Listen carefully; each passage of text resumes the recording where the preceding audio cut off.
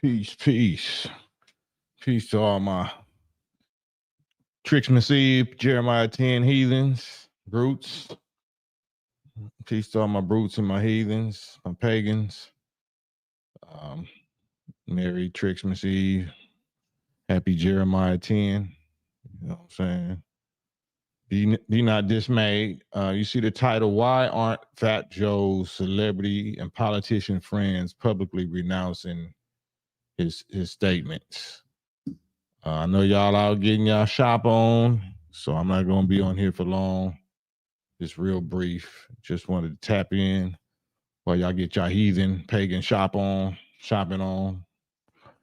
And just recap real fast. This is going to be short. Why aren't Fat Joe's celebrity and politician friends that was so vocal, so visual, so visible during the campaign, you know, like Kamala Harris, all the people that supported him on the World Series and all the stuff that he got going on, the people that put him on BET, the host BET. Why are all of these celebrities and politicians and corporate people quiet? Why are they not publicly renouncing his statement or his statements about foundational Black Americans that, you know, he said on Math Hoffa that's so controversial, that's going viral? Have y'all heard any rap peers? Have you heard any of his rap or R&B friends or his Kamala Harris friends, his Democratic Party friends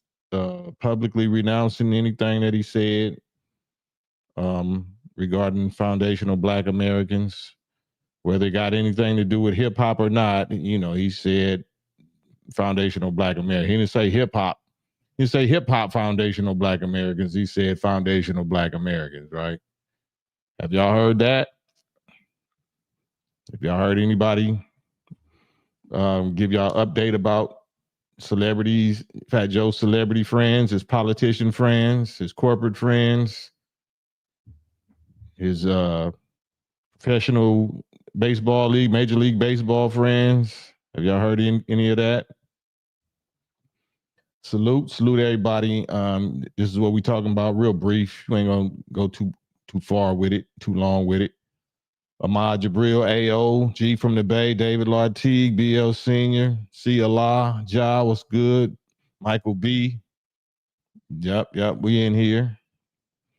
Why aren't Fat Joe's celebrity friends and politician friends publicly renouncing or speaking on what he had to say against FBAs?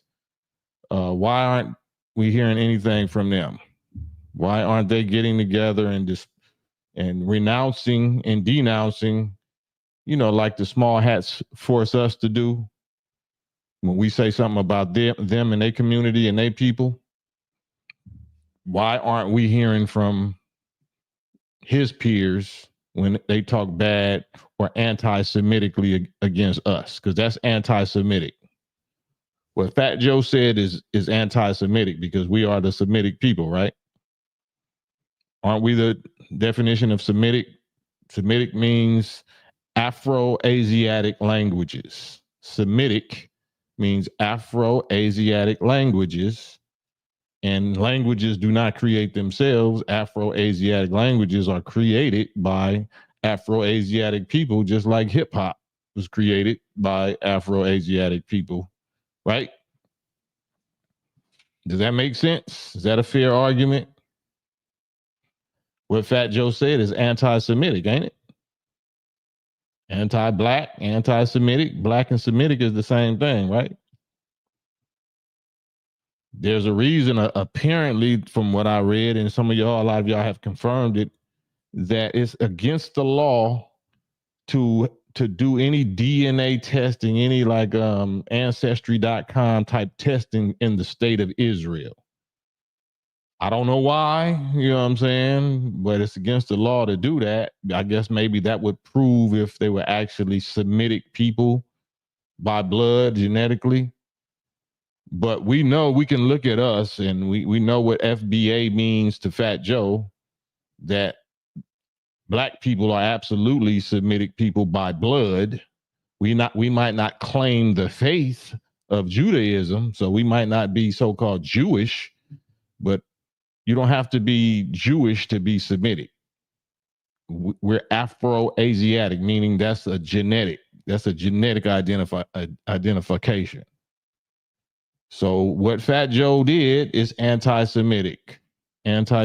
So why aren't we holding him accountable, and why aren't we holding his friends accountable for not canceling him, for not making him apologize like we have to apologize when we say something like that, or even far less bad than that, to the white Jewish Ashkenazi Zionist Jewish community?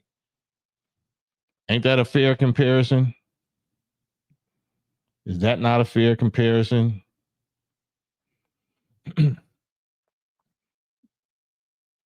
Does it make sense why Fat Joe's celebrity friends and politician friends ain't canceling him and calling him anti-Semitic for what he said against us? Because we are the Semitic people. We are the Semitic people. We are the Afro-Asiatics of this planet. And we are the Semitic hip hop people. We are the Semites of hip hop. We are the rap Semites as well. We're the universal Semites, and we're the rap Semites. So did not Fat Joe commit a crime of anti-Semitism? They quiet, right? Supreme Abdul-Jabbar, salute. Hayes Black, salute. They quiet. Eric Ford, there's been a silent war going on. Hey, man, I just asked questions. I just asked the questions. Bro C, salute, big bro. Bro C. So yeah, let's take some comments real quick. CLI said we have to remember, Fat Joe is from DITC. I don't know what that means, which we should know that crew knows that they are the gods. I don't even know what DITC is. I think he is on his with those who have knowledge of self. I think he is on. I don't understand that. Eric Ford, they want us to remain at the bottom of the totem pole. Caribbeans, Africans, and Latino, Indians, etc. Secretly, such and such FBA. I wouldn't categorize them all. You have to just say some of them or many of them or whatever. You can't throw them all in the same bucket like that, because we ain't no better than them if we do that. So you got to be specific. You got to be responsible with your words and not reckless like they are with their words. So you be in the same hot seat with them kind of broad stroke brush statements. So we don't want to do that. G from the Bay, they already ducking the baby oil debacle, right? Hot form on these streets, out in these streets. NC, we have no friends. Well, not in Satan's world. We definitely got friends, but we don't got no friends in Satan's world, in the establishment world. Tavis Muhammad, salute. That real Rican rap, digging in the crates crew. Oh, that's what it called. Digging in the crates crew. That's what DITC. You fake hip hopper. Me fake hip hopper. I'm not a hip hopper. I'm a black Muslim soldier. So I don't know. That real Rican, you can hop on a live with me though. I'm not offended. I would love to let you say your piece. Here's the link. Don't nobody block him. Don't nobody get rid of him. There's the link. That real Rican rap. Let me pin you up here. You don't seem to have the Christmas spirit. That real Rican rap. That's not the Christmas spirit. Are you Scrooge McDuffin?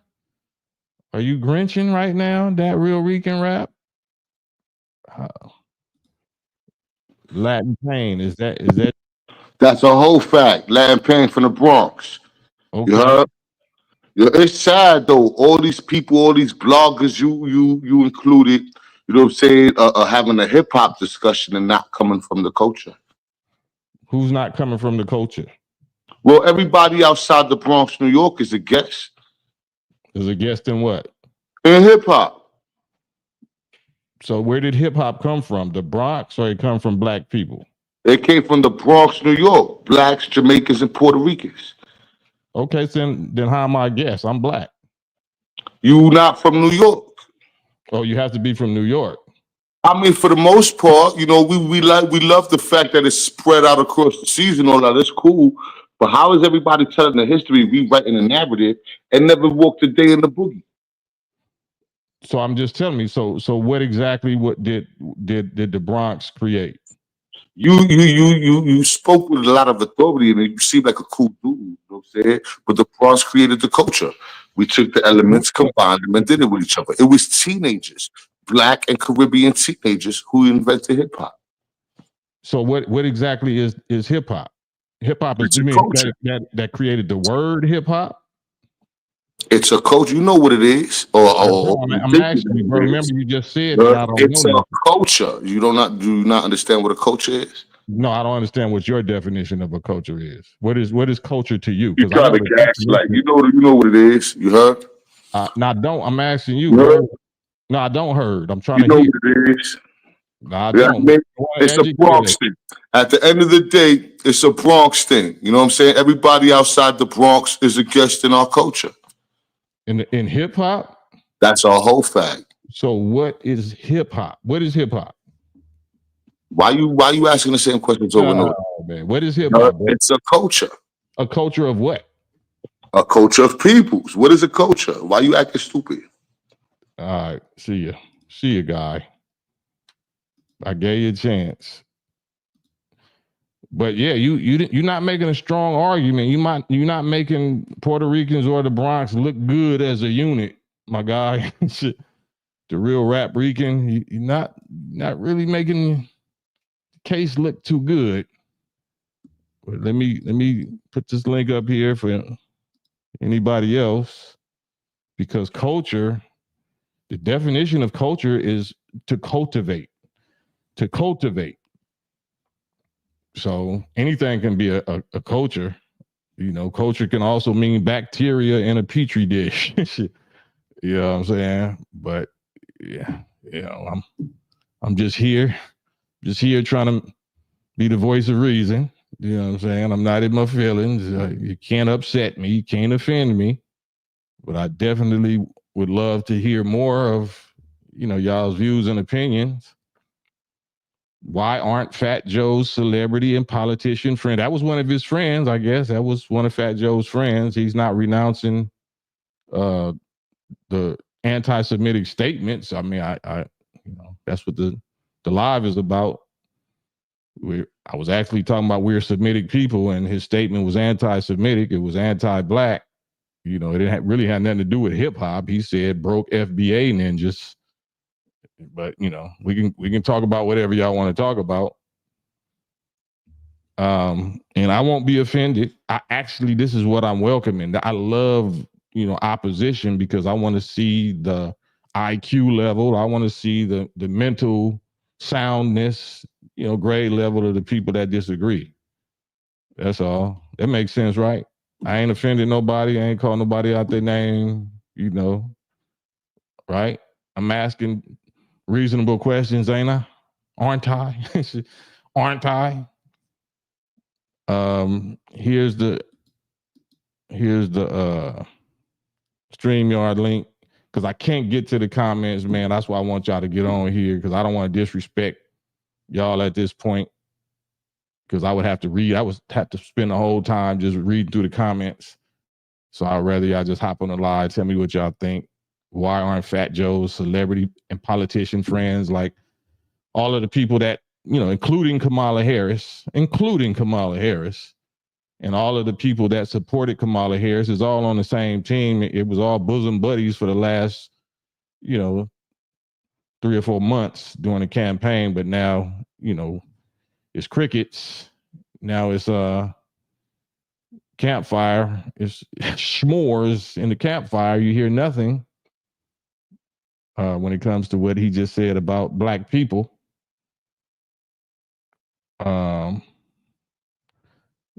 Naeem Kingston. I'm from the Bronx, and the Bronx is an embarrassment to hip hop nowadays. I wouldn't even put it on the Bronx. I would just put it on people like bro that just came on. That might, I wouldn't put it all the way on the Bronx. I'm sure the Bronx got some solid warriors, solid soldiers, solid scientists of the culture, and gods, and I wouldn't put it out there like that. I just want people to represent. I want people to grab a mic, get on camera, and represent. Especially if you see somebody misrepresent visually and claim they from the Bronx and they claim they represent you, you might want to get on here and show a different visual and a different audio. Like, nah, we don't all get down like that. We don't look like that. We don't sound like that on no live. We represent this. This is what we represent. Because I could say the same thing about Compton and Watts and LA, South Central, you know what I'm saying? I can say the same thing about rap and my rap peers, I could think they all watered down, sellouts, weird, cowards, or whatever, but I'm not going to say all of them. I'm going to single out who I think that is and call their name out. So that's what I like to do. And I like that, to give y'all the opportunity to do it. But yeah, what he said was anti-Semitic, man. That's why I want to stress that. I want to stress that because that term seems to work against everybody else. So we may as well use it because it really describes us. We are really the Semitic people. We're really the real Hebrews, right? So what Fat Joe said was anti-Semitic. Where's the outrage? Where's the cancel culture? I'm talking about from our fellow Jewish community, from our fellow Jewish people. Big Chad, thank you, Big Chad. Chad Smith, I got your Cash App. Thank you, bro. So, aren't we Semitic? Aren't we the Semitic people? The Afro-Asiatic languages creators? Where's the outrage? Where's the ADL? Where's the JDL? You know what I'm saying? Where's the Simon Wiesenthal Center? Where's my black folks? Where my black celebrities, man? That was just rallying for Kamala Harris. She got a Jewish husband. You know what I'm saying? They canceled Farrakhan. They didn't cancel everybody else. Canceled Kanye, canceled Nick Cannon, canceled Deshaun Jackson, canceled Candace Owens, canceled, anybody that's black, that's actually Semitic, that says something that the white, Jewish people said accused of being anti-Semitic. So why we can't do that right now? That's anti-Semitic, bruh. Anti-Semitic. Can I say that a gazillion times before it sink in? Jay Nightmare say anti-Kemetic, right? Same thing. Kemetic is Semitic.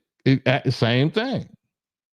Afro-Asiatic. Kemet is North Africa, Egypt. That's Afro-Asiatic. Asiatic is the planet. The planet is Asia. Asia Minor, Asia Major. The planet is Asia Major. So that's talking about blacks. Strictly talking about blacks. We are the original people. We are the Semitic people. So Hebrew or Jew or whatever, Semitic is not a religion.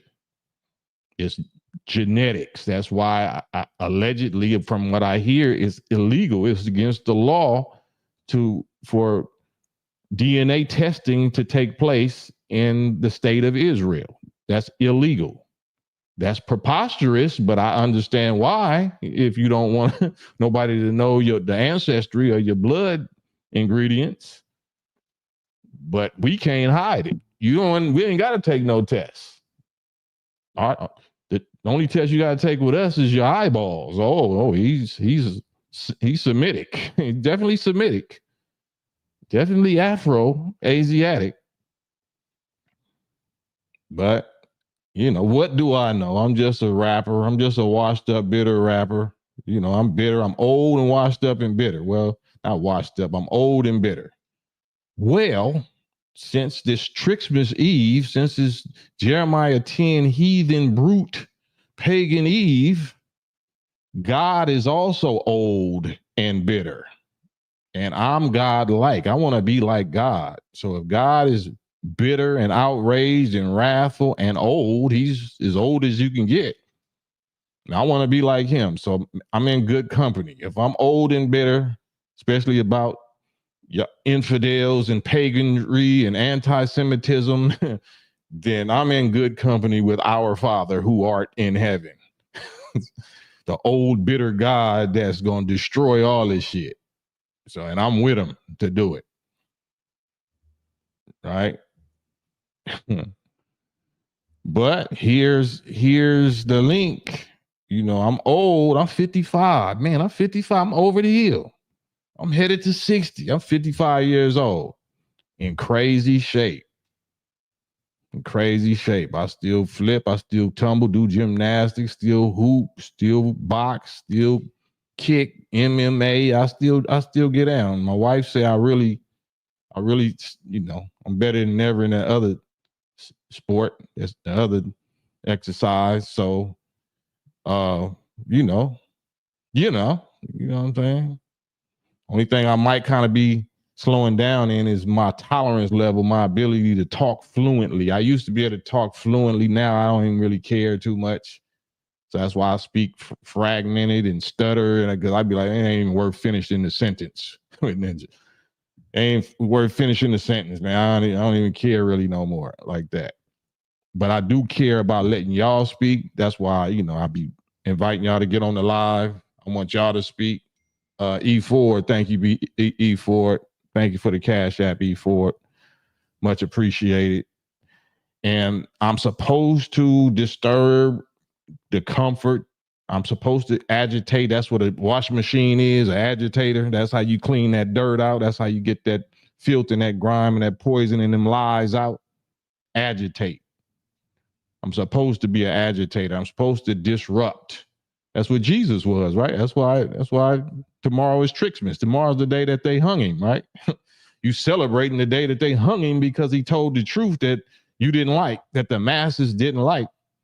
So they like, nah, let that thief down and shit. Let him down. Crucify that nigga right there.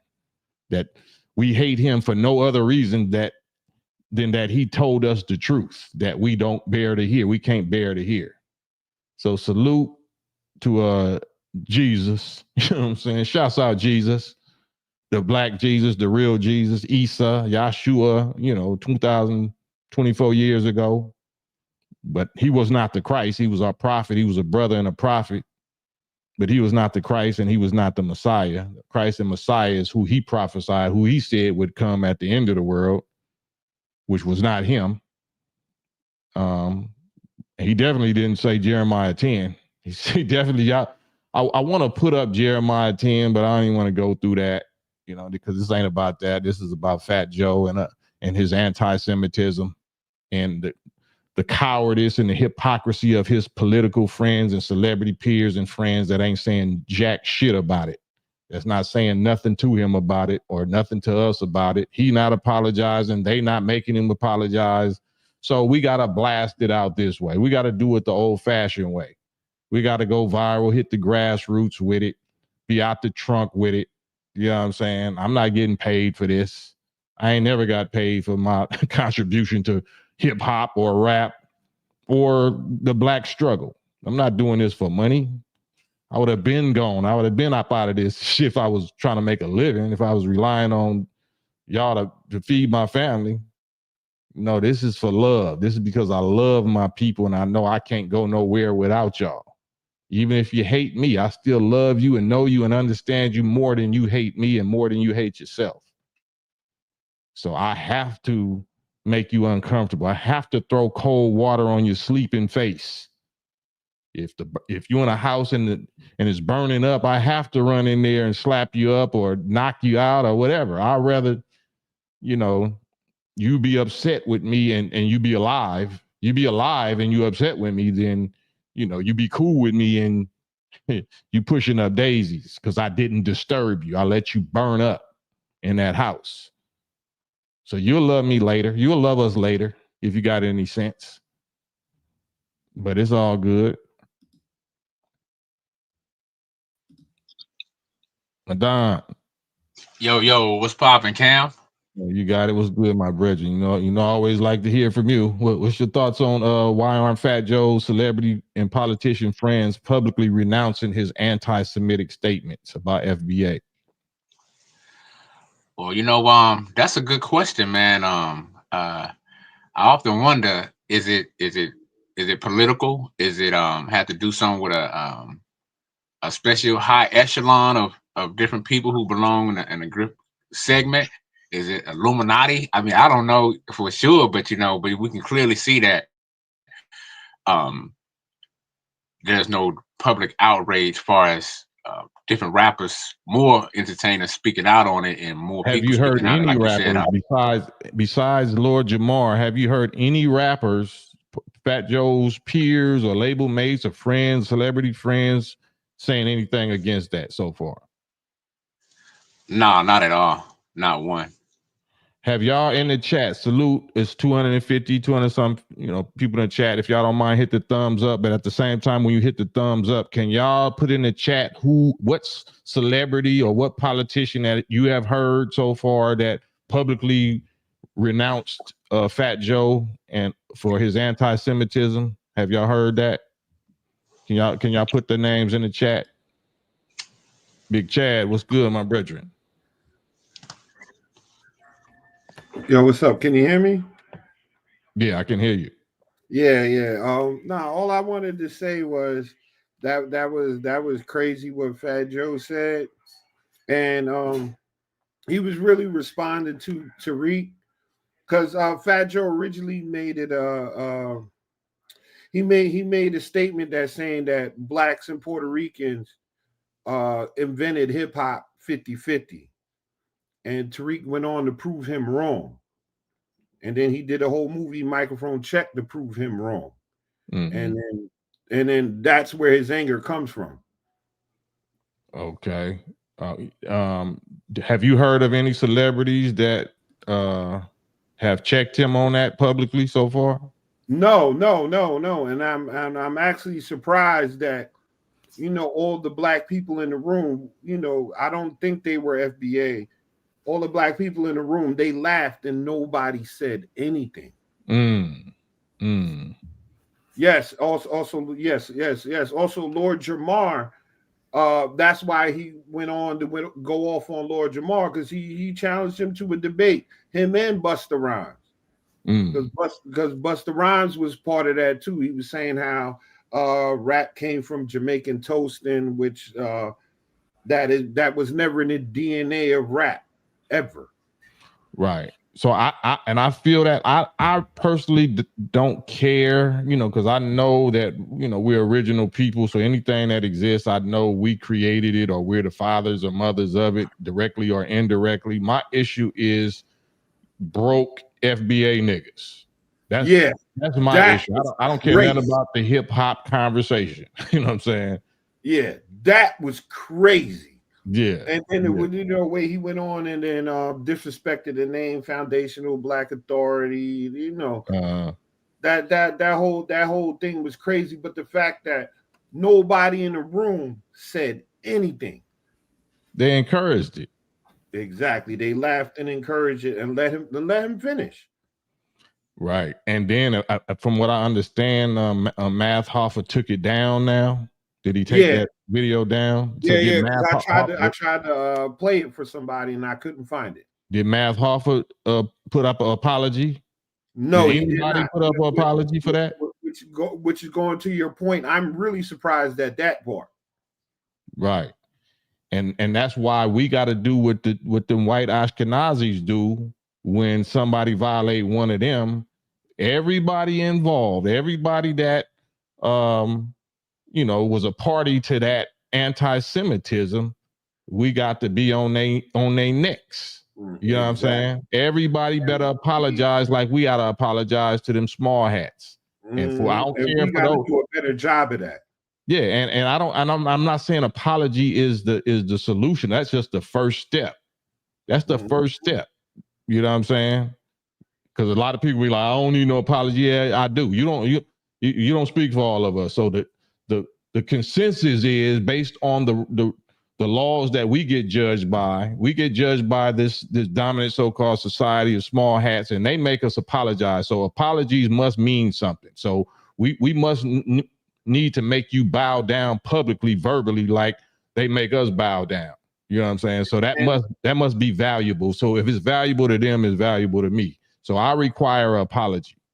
And the fact that this has gone on so long and he hasn't issued an apology means that nobody even behind the scenes reached out to him.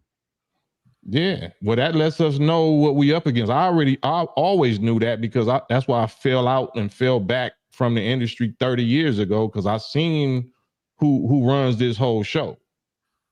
You know what I'm saying?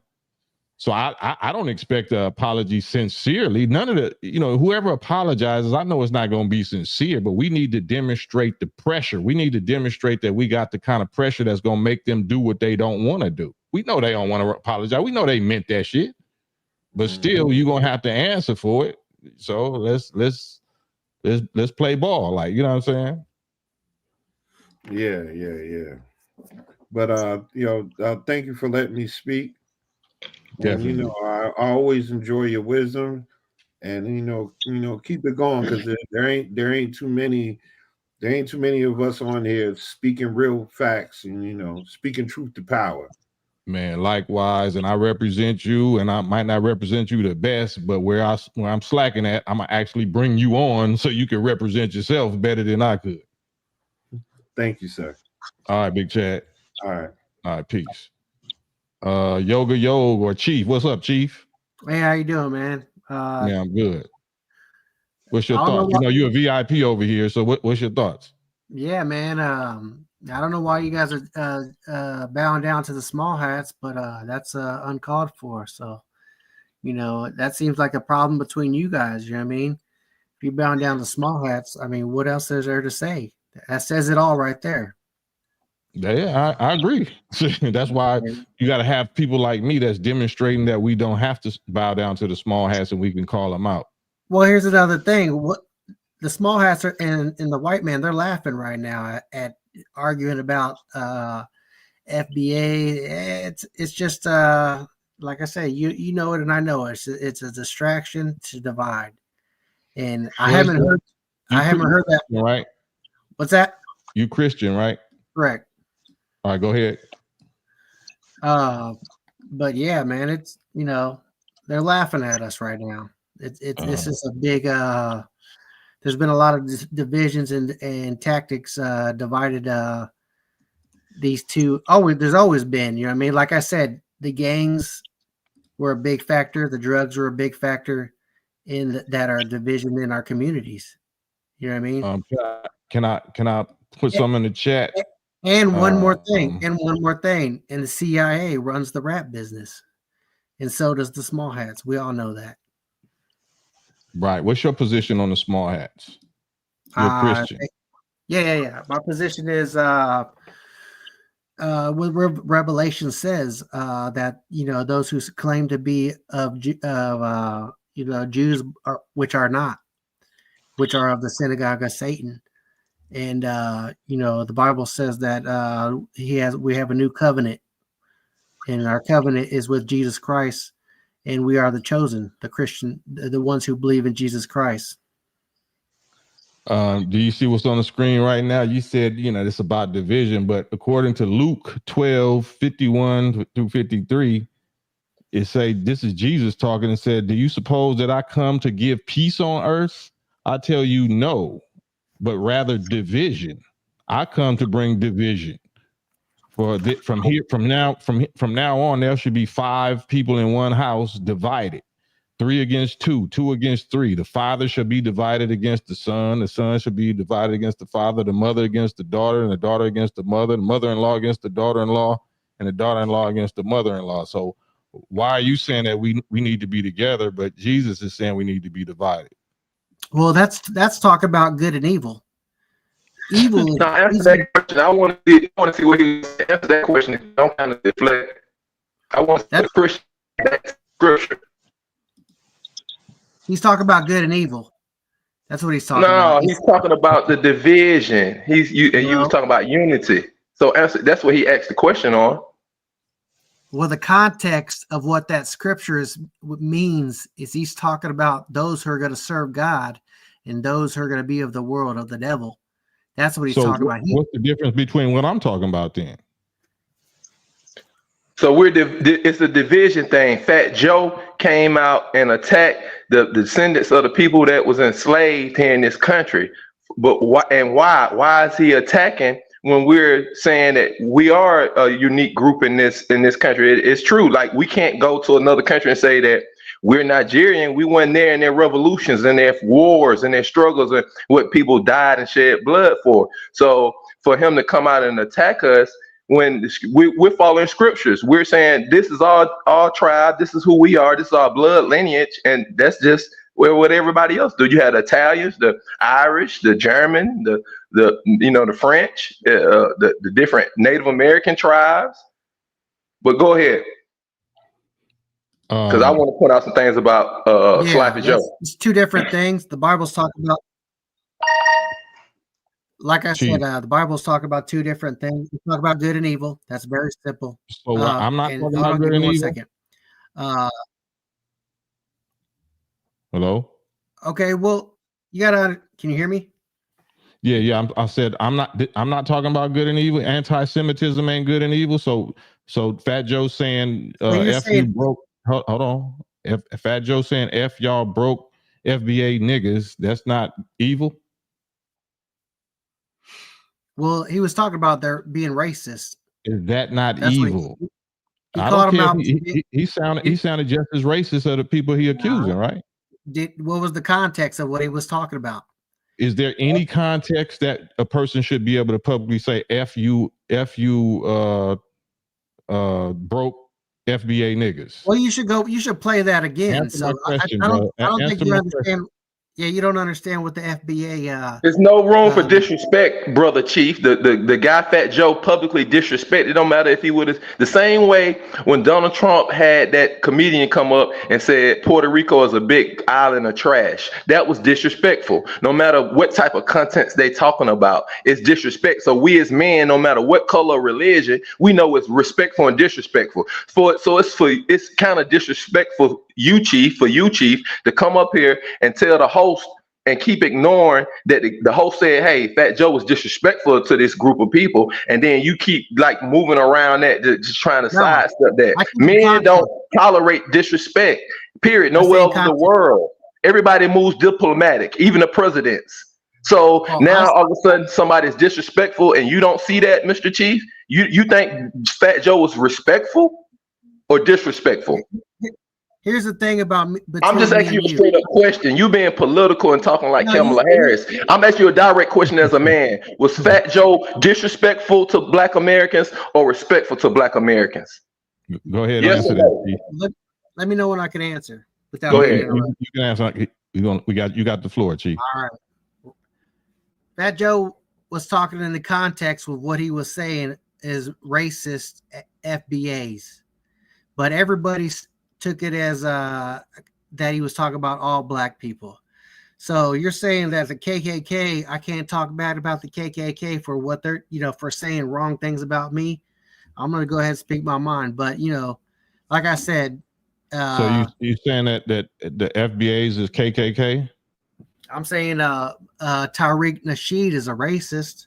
What? And we talked about this yesterday. Hold on. So if he's a racist, that means he's been using his power to oppress other people that's not of his race, right? Because we went through the definition of racist yesterday. You should read the definition of racism. You read it to me yesterday. Yeah, and it's prejudice. It's downing other people. It's because of their race. And that's what FBAs do. You said oppressing. You know what boggles me my mind is that you guys always Black FBA says no one's ever for us, but when Fat Joe says, hey, we was there with you guys, we rocked with you. No, you didn't. You weren't there with us. No, you didn't live in our. You're getting off the subject of the definition. Yeah, you're getting off the subject. Well, can I say my points that I want to make real quick, and I can go? Hold on, Yoga. Hold on 1 second. I want you to go. Stay on for a minute, yo. The definition of racist, Chief. Can you read that to us? I got to pull it up. Chief guy. Thank you, Leslie. Leslie Mayo. Thank you for the Cash App. Got your Cash App. Appreciate you, Leslie. Chief, you got the definition? I'll give me 1 second. All right. Oh, yo. Can I say my quick? Yeah. Yeah, I say my quick little point. You got a peep game of why Fat Joe said this. He's on somebody's payroll. And what's happening now is because the Democrats lost in the fashion that they lost with most of the country voting for Trump, and what helped that was a lot of Black Americans, people that from America, they didn't vote. They just sat out. They said we're not even voting for either one because of the disrespect from the Democratic Party, and with all the rappers and the sluttish behavior and the low-level behavior in the campaign, like grown African Americans, or what we call FBA or ADOS or whatnot, and even Black immigrants, we look down on that behavior. We don't want all that, and y'all trying to make all of us think we rappers and some strippers. So we didn't even participate, and now we see how the election turned out. So you got to look. Fat Joe works up under the Democratic, the Hollywood umbrella, the music umbrella. So that's them. He's taking directions of certain quotes to say in these different interviews to kind of wag the finger and have backlash back at the Black community for them not winning the president situation with the Democrats. So expect more of these entertainers to start saying outlandish things about the whole Black community as a whole, like this Fat Joe stuff. That's the Democrats sending their different Democrat shields and different Democrat, Hollywood and music people to come back and wag the finger at us because they didn't win the president situation. You see, just like I pointed out, the comedian for Trump made the whole comment about Puerto Rico at the the Republican committee campaign. This is them coming back now, getting their rappers and their rappers, and watch one of the female rappers that's not Black don't say something like Fat Joe against the Black community or actor. They expect it. They're gonna do this all the way during the Trump's presidency. We're gonna see big public figures like wagging a finger at the whole Black community, like putting us in our place. You see, so expect more of this. So that show you that it is effective. FBA, us designating ourselves and saying that, okay, we the descendants of the slaves, or we the foundation of Black Americans, or we the Black people that was already here, that has went over the world. The whole world seeing this now. And so no one was expecting this. And so this is their reaction to it. So we can expect more of these childish like outbursts towards us as a whole community. We can expect more of it. It's gonna get more immature and more childish and more childish. And I'm gonna land my plane there. Man, appreciate you, yo. Chief, what's your thoughts? Because I want to hear your, because you was making another point too. And you Mexican, Chief? Are you Mexican? Yeah, correct. Yeah, 100%. What is your position on Trump when he's putting Mexicans in cages and calling them rapists and all of that? Like, is that racist? I sort of take it in context of what he's saying. Was it racist? Simple. Yes or no? Was it racist? No, it wasn't racist. It was not. That wasn't racist. 100%. He did, because Obama built the cages. What are you talking about? Well, I didn't ask you about Obama, bro. I asked you about. Give me 2 seconds. Give me 2 seconds. Obama built the cages. There are people coming across the border that are not good people. That's very simple. It's very simple. But he made a broad stroke brush statement. So you agree with that statement? No, I don't agree with that statement. I agree there's people that aren't good. Was it a racist statement? No, it wasn't about a race. It was about bad people coming across the border. It wasn't about a race. But prejudice has Trump made any racist statements to you, in your view? No, I haven't heard anything. I haven't. Okay. I don't let racism get to me. I don't let it get to me. Well, that's you. You wasn't slaves for 400 years. No, we were slaves for 400 years. We were enslaved by the Spanish. Who is we? The indigenous community, the indigenous, the Mayan, the Aztec. We were enslaved all the way down to South America. Absolutely false. So no, that's absolutely true. You need to study your history. We were enslaved too. Well, so. you can enlighten us. Can you put some links in the chat? Some links to that, the receipts to that in the chat? I mean, yeah. I mean, like I said, It shouldn't be no I mean. You should just say, okay, I'm gonna do that. All right, I will do Educate us. that. You're here to educate us. We're not I'll here do to it. argue. Yeah. I mean, like I said, Mexico outlawed slavery before the U.S. did. Mexico We helped. talking about it. You going somewhere else. You said that you was enslaved for 400 years like us. Mexico outlawed slavery. There was slavery with our own people. You're going somewhere else. So let me hold on. Don't go nowhere though. No, I'm not going somewhere else. The Spain. Oh, you good? You good? Spanish. Okay, Spanish and What I'm saying slavery. is I go wait. I'm sorry. I just want to reply that. I go wait. I'm not in a rush. I'm not trying to talk over anybody. I go wait patiently, my brother. We good. Okay, Chief. I'm back on you. I apologize. Go ahead. Yeah, very simple. The Spanish enslaved us, the native people. It's very simple. That's common sense. The Spanish. How did they enslave you? What means the same way they enslaved? The same thing they did to you. Do you know that all the churches, the Catholic churches, were built by slaves? It's very simple. Well, I didn't say what the slaves built. I didn't say what you going other places. Like I'm trying to get you to lock in and give us the receipts or give us the history of exactly how the Spaniards enslaved Mexicans. They enslaved Mexicans or they enslaved Native Americans and made Mexicans out of Native Americans. What do you know what the race or the group called Mexicans is a product of? Yeah, it's a mixed race, correct. So explain, who is it mixed by? Who is it mixed with? Spanish. So you're agreeing that the original Spaniards are pure Caucasians that just speak Spanish, right? Correct. And then they came and conquered and raped and pillaged the native indigenous, which was Black Indians and Red Indians, right? No, we're brown. We're not red. Okay. But the native indigenous people before white people got here, whatever color the Indians were, that people that call them, we called Indians, that's who these white Spaniards came and conquered and raped and pillaged and mixed their blood and produced Mexicans from that rape, right? Correct. But where was the slavery? Where was the slavery? They had slaves. My name I'm asking for the receipts.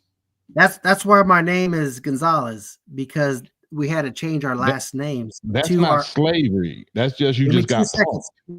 Give me 2 seconds. We had to change our name because we were slaves, or my name would have been an indigenous name. That is the evidence of my slavery. If you see a Mexican with the last name with EZ, that means you were had a slave owner with EZ. Well, any that don't mean you was a slave. That means you just got conquered. You got punked. You got conquered. That don't mean you was a slave. No, you're 100% false. Just go ahead and do your research. I'm trying to get you to tell me the difference, because slavery means what to you? What is some of the things that you suffered? Like you was enslaved to do what? What did you build? What did the Spaniards force you to do for 400? I just told you, churches, buildings, slavery, different kind of agriculture. They forced the blacks to do that. In our country, they did us too like that. Your country, this is your country. The United States was Mexico. Right. So they didn't do that to you. They ran you out. They ran your people out and made us build America. Okay. You could think that, man. Think whatever you want. I know the history, but I'm trying to challenge you to give me the receipts. Give us the receipts. All right. Give me a second, man. I'll give you the receipts. I didn't think we were going to talk about this. I apologize. I thought we were talking. I thought we were talking about the Bible. I mean, my bad. This is all related. 5/5. You want to jump in there? All right. So where you want me to jump in? Because there's a few things I want to say. Man, whatever you want to talk about, and just just try to hit the points real quick. quick. I don't like that I'm dealing with some shit that Fat Joe said. I don't know Fat Joe. Yeah, let's get this clear. I don't know Fat Joe. I'm not in Fat Joe's tax bracket. Right. I don't agree with that state. Whatever. So now, let's be honest. I'm 44 years old, right? This is what I learned from what KRS-One told us, that we were there together. Now, last night I was on another panel, and I had the link. I got it. I got the video queued up on the YouTube. I got the speed changed so it won't get a copyright. Where we had the actual proof of the truth, where you had people like Crazy Legs saying that we were watching them and we emulated, but we weren't taught that. We were told that we were there together, but the actual proof is on the internet from the people that were present. And I am Puerto Rican, but the people that were present were saying, no, we watched them and we did the same. Why is nobody talking about that? Never mind what Fat Joe said. Why are we talking about the people that were there? But my bad, go ahead. I don't mean to just take over. No. You VIP. No, ain't no be. One button. If you want to be honest, this is how real it is, bro. This is one of my backgrounds. This is how real it is, bro. This is one of my backgrounds, my flag. Yeah. You know what I mean? I'm born here. Remember, Puerto Rico is part of the United States. We're not another country. We are Americans. People forget this shit. We are Americans. You know what I'm saying? So now what I'm learning from the internet, I'm gonna be 100. I didn't know Puerto Ricans identify as white. Damn. I grew up around Puerto Ricans and blacks. I don't know new shit to me. This is all got I'm like, I grew up, we were together. But granted, what I'm learning is everywhere ain't here. Right. I don't problem with that. But why? I'm sorry, let the queen talk. Well, I'll go wait. I'm patient, bro. If you here with us 5-5, then just stay with me, bro. I can wait. All right. Leslie M. Peace, queen. You gotta unmute. Yeah, I did. Hi, how are you guys? Man, good. How are you? Actually, hello, how are you? And thank you for the chat. And I'm matching you guys' energy. Happy holidays. Hey, you know what? How do I keep it from talking back to me in the back? Because I can hear my voice coming back. Yeah, you got to turn the volume down on your YouTube. You might have the volume up on your YouTube. Okay. Or just close the YouTube page so you only got the StreamYard. So it's only one audio coming out of your device. So X out of YouTube. Okay, I got it.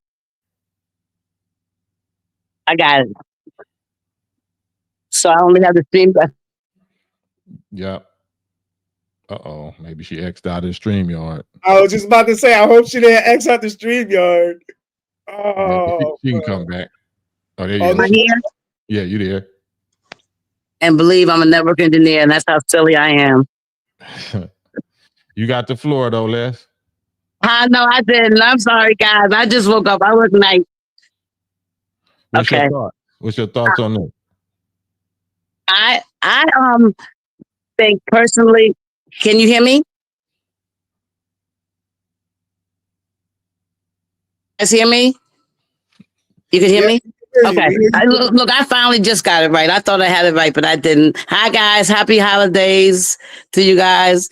I was calling because, when I heard what Fat Joe said, I personally, I didn't take it personally. I thought about it as not being educated on what FBA is. And I'm 57 years old. And that was the first time the word FBA ever came across my mind. I've never heard of it before. And I grew up, in the Nation of Islam. My father introduced Farakhan to Islam. Malcolm used my granny's, brownstone to hold a service before they got a masjid. So I grew up with that, Team Black, everything pro-Black, and I had never heard that. So I think he took it personal, like he was not a part. You know what I'm saying? I really do. I don't think that he was talking about the entire Blacks. I think he felt that FBA group or the people he dealt with within the FBA group were, he used the word radical, were, I guess, argumentative towards him. I don't think that he may have understood, just like I don't, what FBA actually was. And I thank you guys for this because, like I said, it's education, and just the gentleman that was speaking before, how you guys allowed him to, say what he was going to say. And I appreciate that. And my grandchildren, I call them my nietas, and I have 9 of them. They're all Latino and Black. And I look at Latino, Puerto Rican people as Black. I think people are not aware of, we come in all different shades and sizes. That's one thing about us. And I remember a book back in the 70s when I was growing up called Color Me Brown. And we do. You could have 2 dark-skinned people have a light-skinned baby with blue eyes. That's the beauty of us, And Fat Joe is my daughter-in-law's godfather. And I think he is a guy that has some issues because he's selfish, and things like that, from what I heard from her father, things they went through. But I really believe that it's a thing of not knowing. He, you know what I'm saying? And he needs to humble himself, and instead of he got in his feelings, and he needs to humble himself and take the time to say, hey, I apologize. This is what I meant. Just keep it a buck. It's not that serious.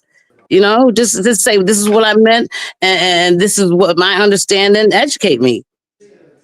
Do you think that he making it worse by going this long without addressing it? Without? Oh yeah. Because my mouth, I'm a Leo, and like I said, he couldn't. 30 seconds, I would have been on it, or I would have been on it. Yes. I think it is, because if he felt the need to tell us, then you need to come back and respond to what was brought to you. Yes, of course, especially because this is his brand, and he's had a big come up, just recently, that, with the show he has on, the TV show or whatever it is, with the artists and stuff like that, and doing the BET Awards. So he's definitely somebody that in the Black culture we accept as Latino de Negro. That's how I see him.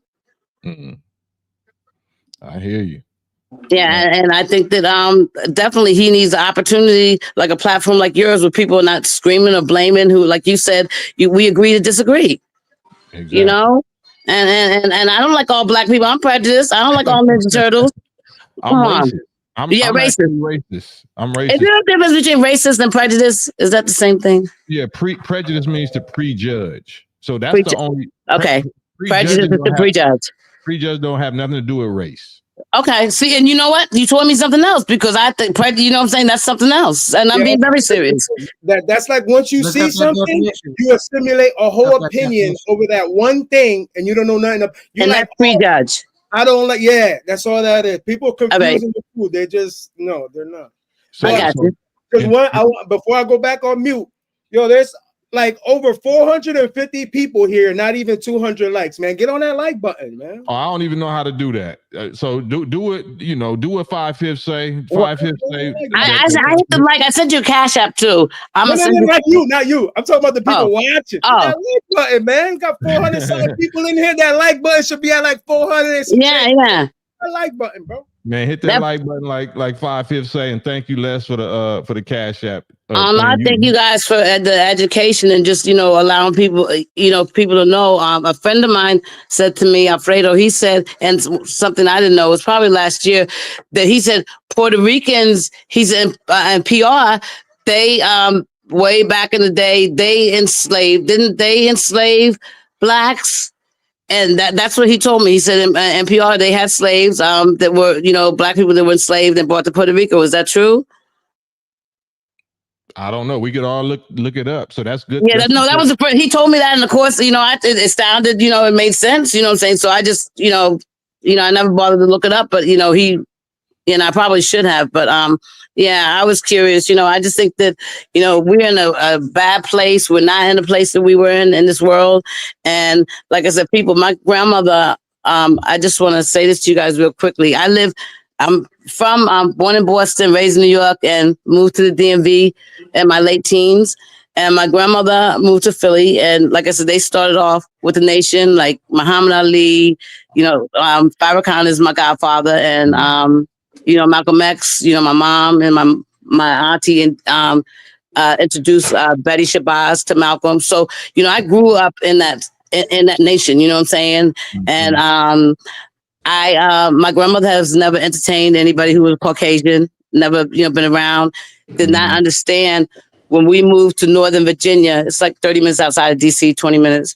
How we had white neighbors, you know, how we socialized with them, you know, it was very different for her. And so probably about 20 years ago, I have a stepson and his mother is white and we're very close. You know, I don't do the drama thing. So, you know, that's my, you know, my husband's, well, my ex-husband's at the time, it was my husband, his son's mother. And I brought her to my grandmother's house, and because of the love I have for her, my grandmother took the time to understand that she's white and she's the first white person ever in her house, and actually really enjoyed her, you know. And I was always taught by them, you know, they were blue-eyed devils. That's what I was taught.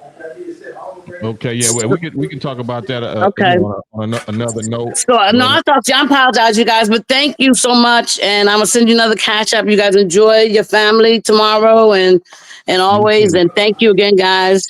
I appreciate you.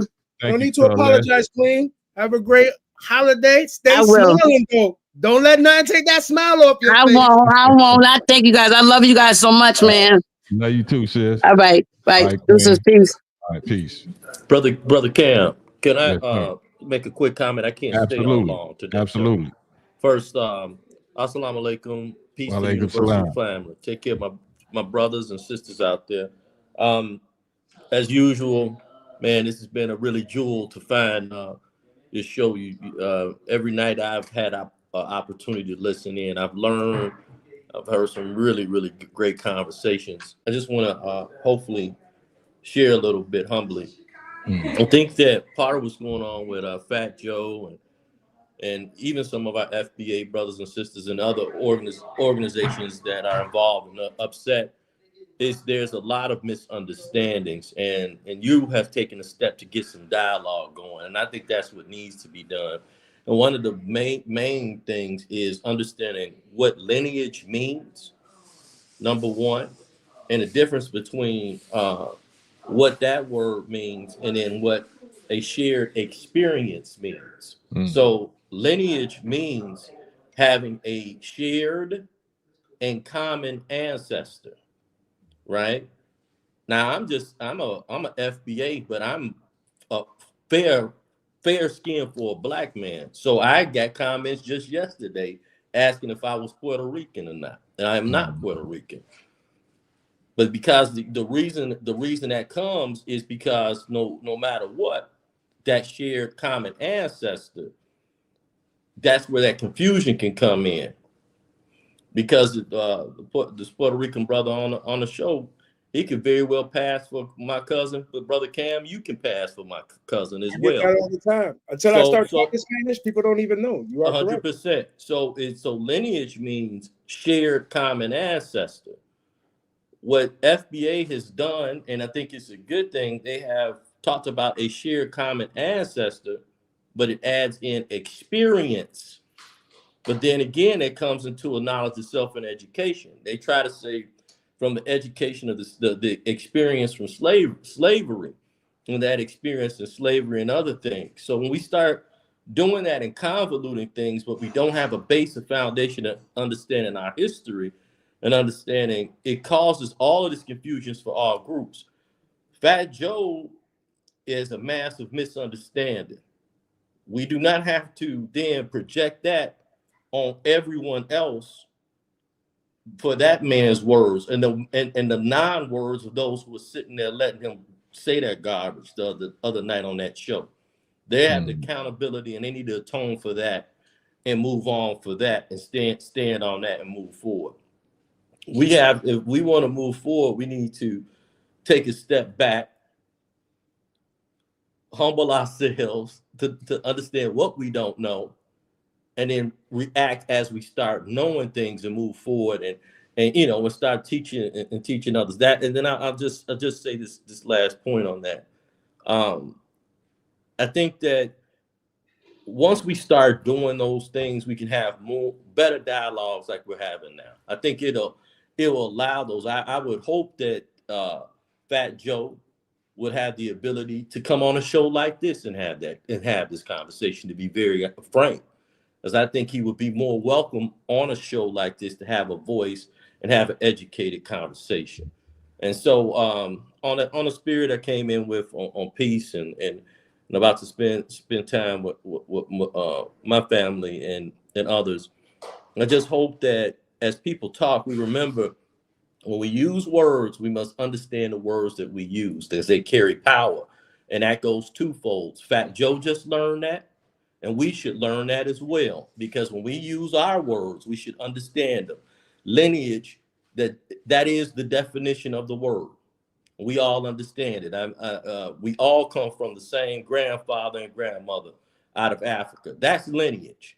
The common experience that we have is also the transatlantic slave trade. So when we make statements that Puerto Ricans enslaved blacks, that's incorrect. That's not factual. It's those Spaniard Europeans enslaved our common ancestor, and that created what we call so-called Puerto Ricans today. You understand? Just like what created the so-called FBA and black man that we talking about. All of that. Talk today. That's 100%. So there was somebody that created me. There was some situations that created. But our origin, as Brother Cam was dropping that knowledge on us, that knowledge and wisdom the other night, we have to understand origin and creation is so key. I humbly relinquish my time to you, dear brother. I will continue to support the show tonight. I have to do it on mute and be with my family. Hey, one love and assalamu alaikum to the brother. Man, thank you, Big Will. Happy holidays for you and your family, bro. Peace, God. Peace. Always peace, God. Peace, and he white, because what makes a Puerto Rican is black, white, and native to my island. It's those three. It's not just one. And that's why I tell people, like, we are black, bro. Right. Like we are. And this is what he's trying to go. You want me to wait for him to go? Because he's trying to talk. Just hold on for a second, Fifth. Because I want to get Latin on. But before you speak Latin, I want to let Miss Tash, because she's been waiting for a long time. Miss Tash, you there? Yeah, I'm here, Cam. Peace and blessings. Peace and blessings to you. What's your thoughts on this? I apologize for having you waiting so long. No, you are right, bro. You don't remember. I'm one of the first people once you started this show. I said to you I was very happy to see you up here, because the last time I seen you, we was arguing on Dr. Tiss's page. Well, you must say one thing that we mature. If we was arguing, I tell you I love you and I apologize and all that. You my sister, so whatever we was arguing about, I'm sorry. I ain't worried about it, bro, because what's good to hear is that, we were arguing about that Christian thing, and I'm one of the very few Christian people that actually spend Mother's Day at the mosque with the minister, right? Man, dope. You understand what I'm saying, Cam? And not only that, I'm also one of those people mentioned in the final call. Right. You feel me? Say less. Like I said, you're a VIP with me. Anybody that got the heart to bump heads with me and then still hang around, and you a real warrior. So you got the floor. I'm gonna be quiet. Say your piece. Okay, so we gonna go into a spiritual level with it, right?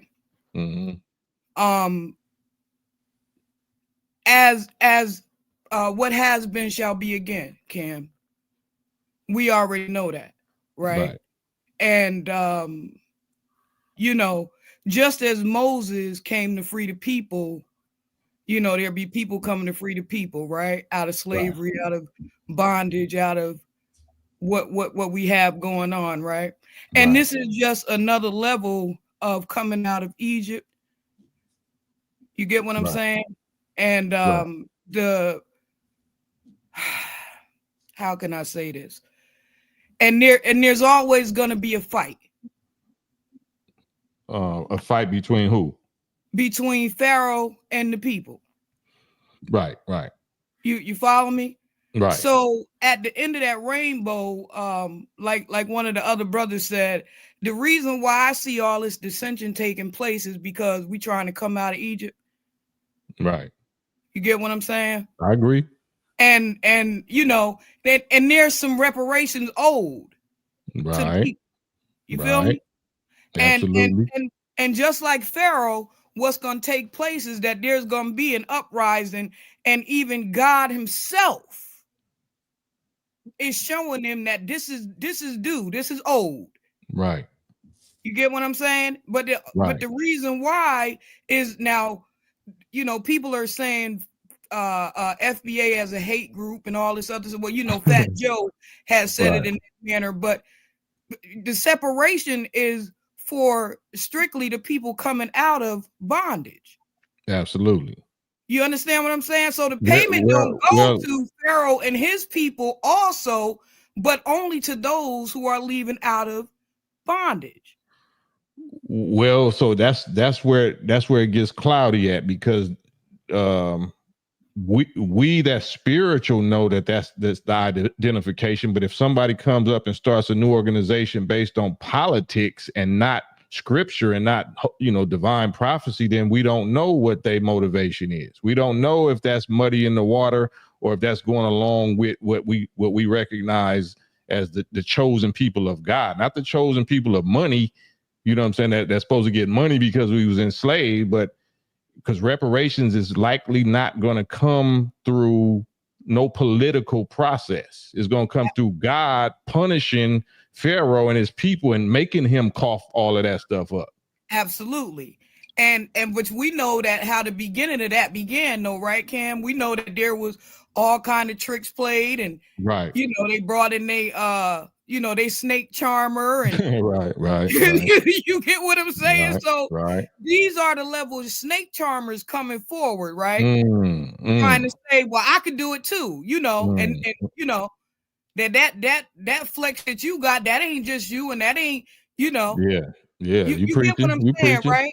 You preaching. So when you don't see these other people coming forward to renounce this type of stuff, it's because they down with Pharaoh. It sound about right to me. Hey, she went to the mosque, so she's playing two different sides. Well, Christians can't be going to no mosque. Hold on, my bad, Chief. I'm gonna let you talk. Hold on, one second. Gilberto, thank you for the Cash App, Gilberto. I got that, man. Thank you. Super greatly appreciate you. But so, Chief, before you talk, Latin Pain, you know, need to say his piece. So hold on for a second. But Miss Tash, you know, continue. For the most part, Cam, we know what this is as spiritual beings. You know, we know that this thing is already written. We know it's destined to come. It's destined to happen. Right. So, you know, what we do as a people is step in where we supposed to, which leads them to the righteousness of it all, and step out of it when we know that this is not our fight. Some of these things is not for us. You get what I'm saying? Absolutely. Like I've been watching for a long time all this nonsense, and I kind of know when to interject, right, and when not to. Right. You know, because we wrestle not against flesh and blood. I wrestle against flesh and blood. I wrestle against flesh and blood and the principalities and powers and all that. We wrestle not against flesh and blood, right? Check me out, Cam. But we whoop an ass when necessary. Yeah. All right. That part, you said it. You get what I'm saying? Because God still bless our hands to war. Yeah, that part. Our fingers to do battle. You understand what I'm saying? So it's all right. You feel me? You know what I'm saying? Yeah. I know what you're saying. So when there are things that we deal with, like, you know, I've seen a couple people here jump on a couple panels with that same disrespect. They're going from page to page to page trying to defend the disrespect. You understand? And so, you know, we choose our battles wisely, Cam. Right. But you know, God, and I'm with you, but there's some warriors and soldiers that God got that accepts all fades. So they can handle all fades. Like you got school teachers that might specialize in first grade or second grade, and then you got teachers that can teach every grade. So some of us, you know, are willing to do the work that you might not be willing to do. So that's what I'm one of those that, you know, I like to welcome any grade, any fade, you know, any disagreement, any, you know, because I don't look at it as enemies. I look at it as opportunities. You know what I'm saying? Opportunities to learn and opportunities to share information, and so I don't take it personal. Yeah, you don't supposed to take it personal. What I always tell them on my page is this the fast learning class. Right. You the accelerated class. So I just wanted to say that to you, Cam. And like I said to you way back before, and you'll probably hear from me after a while again. I just want to say I'm glad to see you. I love you, Miss Tash. I love you, Big Sis. So you already know we'll bump heads and all that, but at the end of the day, you my sister, and you all we need. We need that energy. We need that black woman energy on here, so we can be tough talking, piss contesting all we want. Piss test. You see what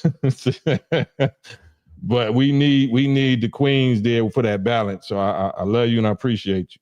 Yes, I love you too. Happy holidays, Queen. Happy holidays. I don't know if you can hear me. You guys as well. Stay up.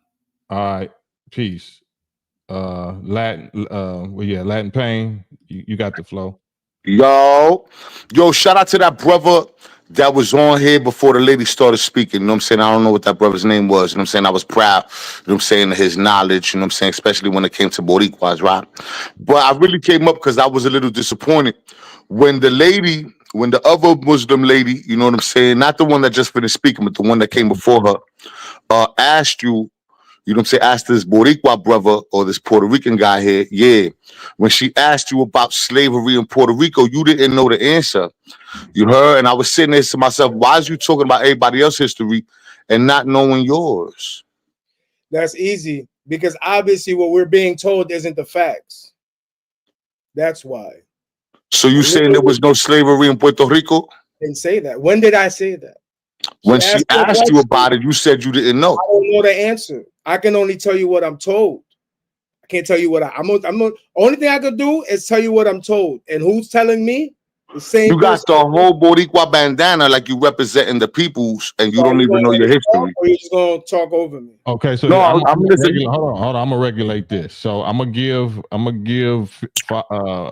Latin Pain. You asked the question. So do you want 5/5 to answer it right now? Because I ain't gonna let y'all talk over each other. Oh, no. All I was saying was I thought it was kind of weird, you know what I'm saying, that you representing the Puerto Rican flag behind you, but didn't know nothing about your history. All right, now 5/5, you got the flow. All I was saying was the history that I'm told on is the same person that lied to me. So the same person that told me that my ancestors was a slave, today we're coming out finding out that that wasn't true. So when you like, yo, were your people slaves? I'm not a slave. I can only go by what I was told. Now, who's telling me is the education system. Who created the education system? Wasn't my people. And what we find out. So now let's use to what the topic started. What Fat Joe said, right? We were under the impression that the Puerto Ricans were there. I got a video queued up with Crazy Legs himself that they put on yesterday that I never seen it prior to yesterday, where Crazy Legs says that we were watching them, so then we did the same. These are the facts. Never mind what I think, what you think, what Joe is saying, because we weren't present. You're muted. We got to wait because he wants to talk. No, I'm waiting. You okay? I got to mute myself. God, he could go. No, I wasn't talking about Fat Joe. I was asking, were there or were there not slaves in Puerto Rico? So I was told that we were slaves. I'm hearing that we were, how do you say, that we weren't the slaves, that we were enslaving. So now I'm like, so were we the slaves or were we enslaving? Which one is it? The Spaniards enslaved. You know what I mean? And they say we're Can I ask you a question? Can I ask you a question? Because with all due respect, you know what I'm saying? I looked at your bop and I'm a street kid, you know what I'm saying? I studied body language and bop and all types of stuff, you know what I mean? I'm a criminal. I still do the wrong thing to this day, right? But you come off as a yes man, you know what I'm saying? You do, you pretty do. I mean, to me, you heard as a, you know, I feel like I'm a fair judge of character. I hate to judge, but you come off as a yes man and didn't even know your own history. Why you all up in these brothers' history? You don't even know yours. Well, let me say something first. So you suggesting he a yes man to me, Yeah. or to what is my just period. You know what I'm saying? Like you give me the vibe of a brother that just want to be down. You heard? Well, let me. I'm asking you a You question. got I want to be down energy. I'm gonna mute you, bro. So I'm letting you know like I'm taking control of this airwave. So I'm unmuting you now. So don't let's listen to what I'm saying. So if you saying that based on his, have you seen him before somewhere other than this? This is about my third time. You heard? Oh, so y'all interacted before? No. I've watched your channel before. No, I said, have you seen this 5/5 before on any other channel? No, right here. So you saying that you're judging him to be a yes man to me. He's yes man in me. I'm not saying he's yes man in you. I'm saying he comes off as a yes man, period. You heard? You know, every time somebody called him, he got the goofy face, you know, all the goofy moves and all that. You know what I mean? He just looked like a yes man. Bruh, based on he's a yes man to you based on his interaction with me, right? And with people, period. You heard? What people? There ain't no other people. Like what people? Anytime, I'm trying to explain. Anytime we watch this brother, right? No matter who's talking and what they saying, he's in agreement. You heard? But doesn't even know his own history. Well, that's still your judgment. Whether he know his own history or not, he know his present, right? So if he talking to somebody in the present and we trying to find agreement, we want to agree. It's a gang of shit you talking about that I don't have no agreement with, but I'm gonna try to find something I can agree with because I'm trying to find the unity. I ain't trying to find another reason to not give a fuck about you. You know what I'm saying?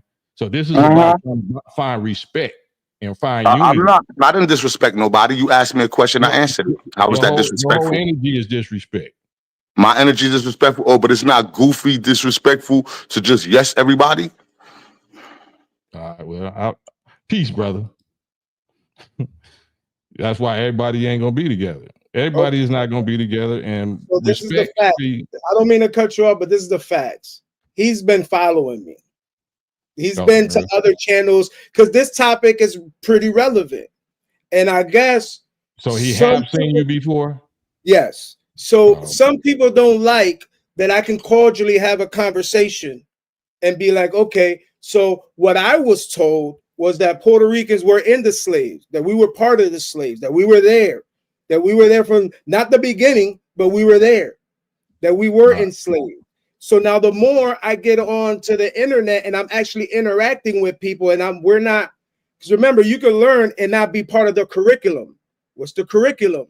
Who created the curriculum? The person who enslaved us, the system, not the person, the system that enslaved us all. So now I got to question everything we were taught. So now I'm like, okay, well, I thought that's why I brought it back to what Fat Joe said, which is the topic of the conversation. I'm bringing it back to the topic. Well, we were taught, I'm 44 years old. We were taught that Puerto Ricans were there in the beginning. But like I said, we have video proof when he's saying like, yes, yes, yes. Me listening to someone else talk at the other channel that he was watching, that he tried to participate in, that they booted him off because I guess before I got there, he was being unruly, I guess. I don't know. And he didn't know that the channel holder, that I already knew the person, right? So my point is he wasn't being honest. That remember, he said, I already seen him. Then you were like, well, you seen him before? And he's like, no, but I'm telling you, yes.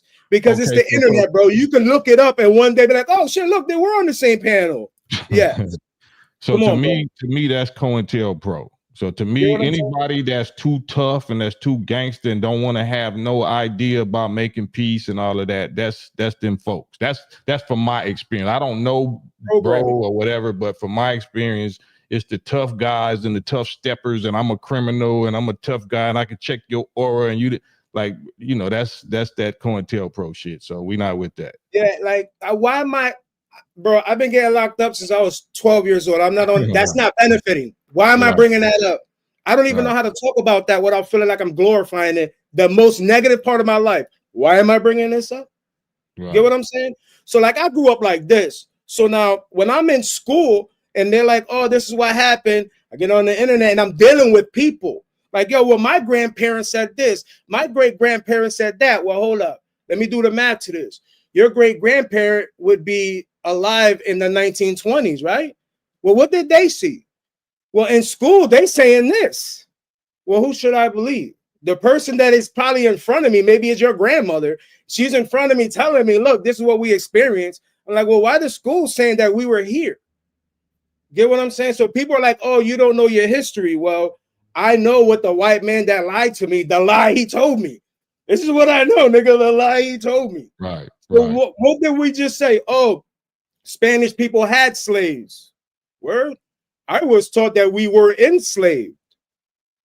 But then they confusing which one is really Spanish. You know what I'm saying? So when people be like, yo, tell me about your Puerto Rican heritage. Well, shit.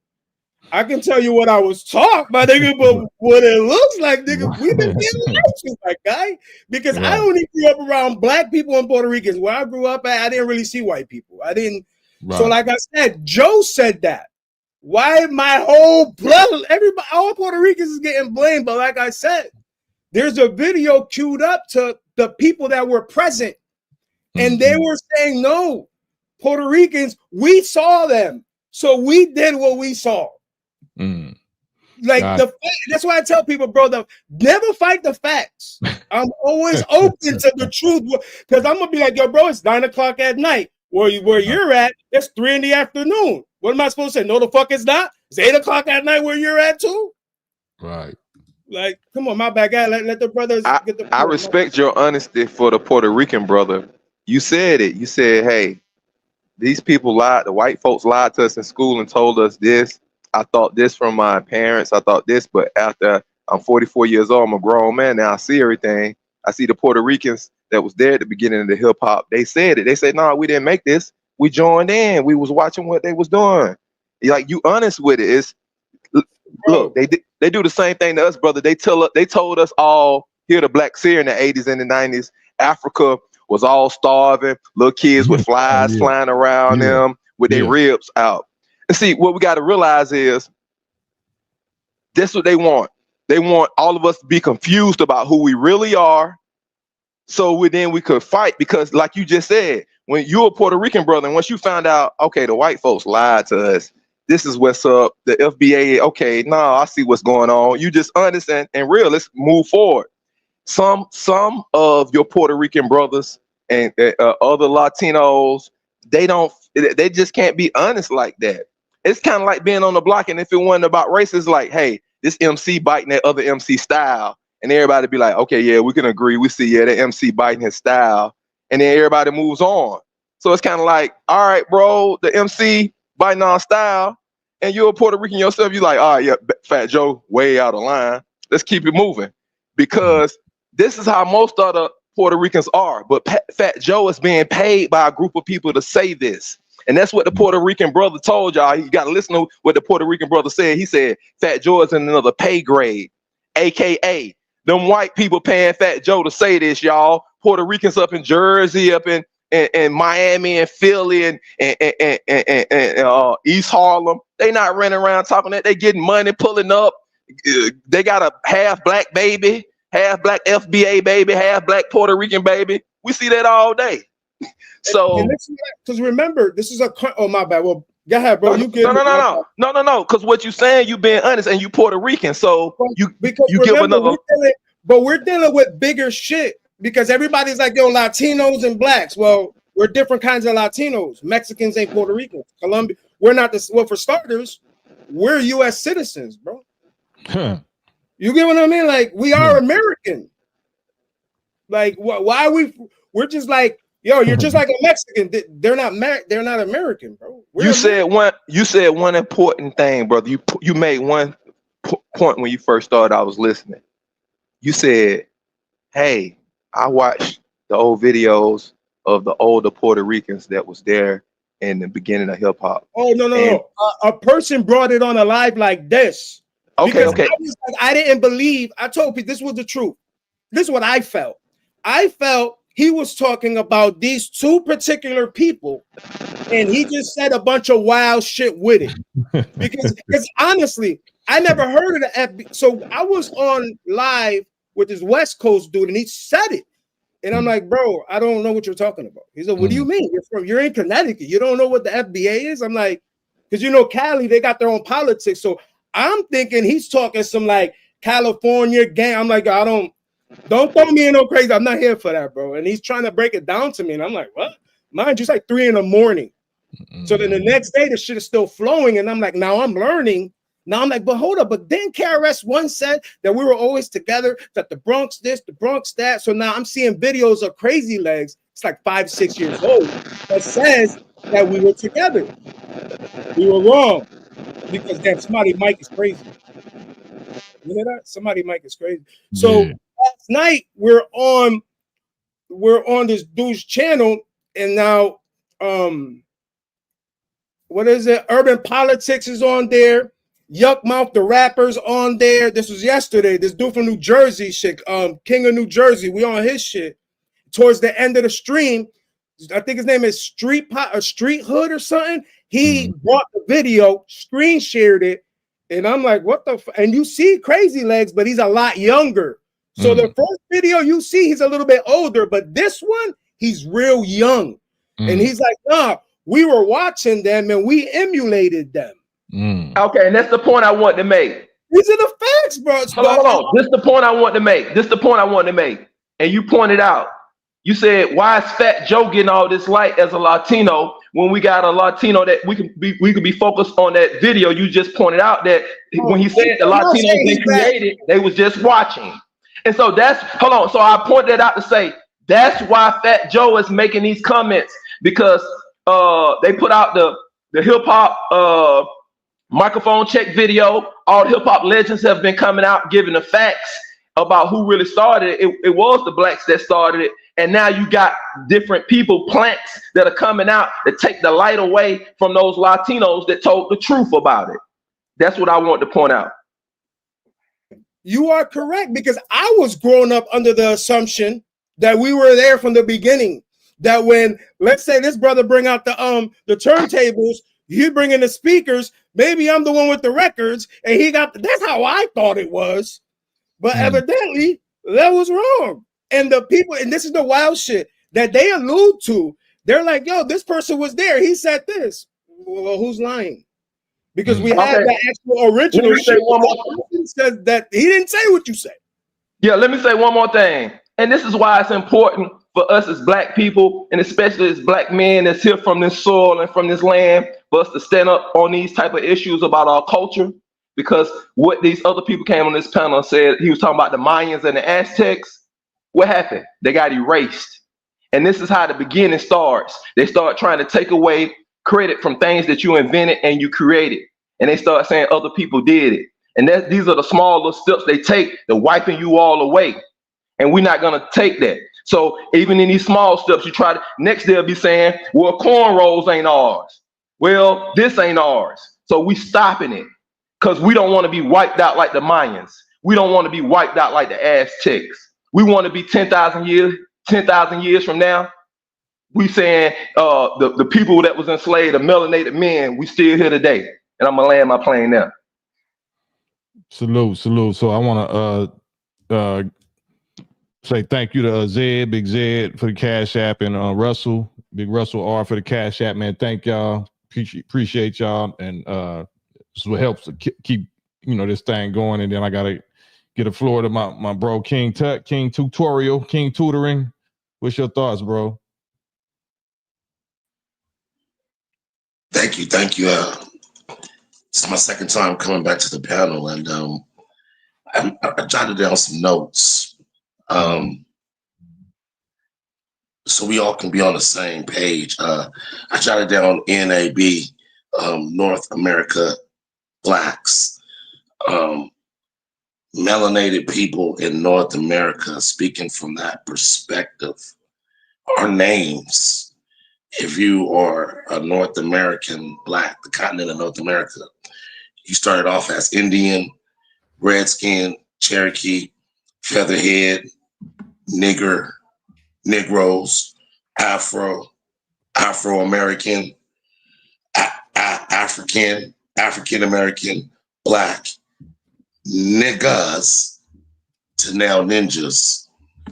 That's North America blacks. We've only ones that went through all those different name changes. And so we have a whole different perspective of life and the way of doing things. So if you still not identifying as black when North American blacks, that's the only way we can identify to know if you're on code, if we're on the same page. So we didn't have a choice to be Latino, even if we do our resumes or applications today, just to identify who you are. They got about 15 fucking terms with a hyphen. Black, or you, black, hyphen, African, hyphen, African American, hyphen. Do you identify as just black? That's just for us to check a box so they can identify us, to show how many times our names have been changed. So we're only really trying to unite North American blacks. We, like I said, went from Indians to red men, red skin, niggas, Negroes, Afros. So black is what we always identified as. And we're only trying to, you calling yourself Latino, that's removing the black. No disrespect to you. Mexican, yeah, you're not identified as black. You hung out with them. I got you. I'm dealing with North American blacks. We can't go nowhere else. We didn't have the choice to be Jamaican, Dominican. We don't have that choice. We didn't have the choice to hit a census to be identified as Blanco, white. We never got that choice. Anything outside of identifying yourself as black is removing the black. Latino. I yield my mic. I want you to state it because I don't understand. I didn't really understand the point that you was making. So you saying Latinos shouldn't call themselves Latino? You kind of lost me, King T. Latino is another way of removing themselves from being black. So are you identifying as being black? Are you saying they shouldn't call themselves Latino, or what are you saying? I didn't say they shouldn't. I'm trying to say, I'm trying to figure out what, because I think you identified the problem, but we here for solutions. Like also, like I want to, see you making that point to say that we should do what. They don't mean that you're telling us what to do, but what do you suggest? What do you think that the solution to that problem is?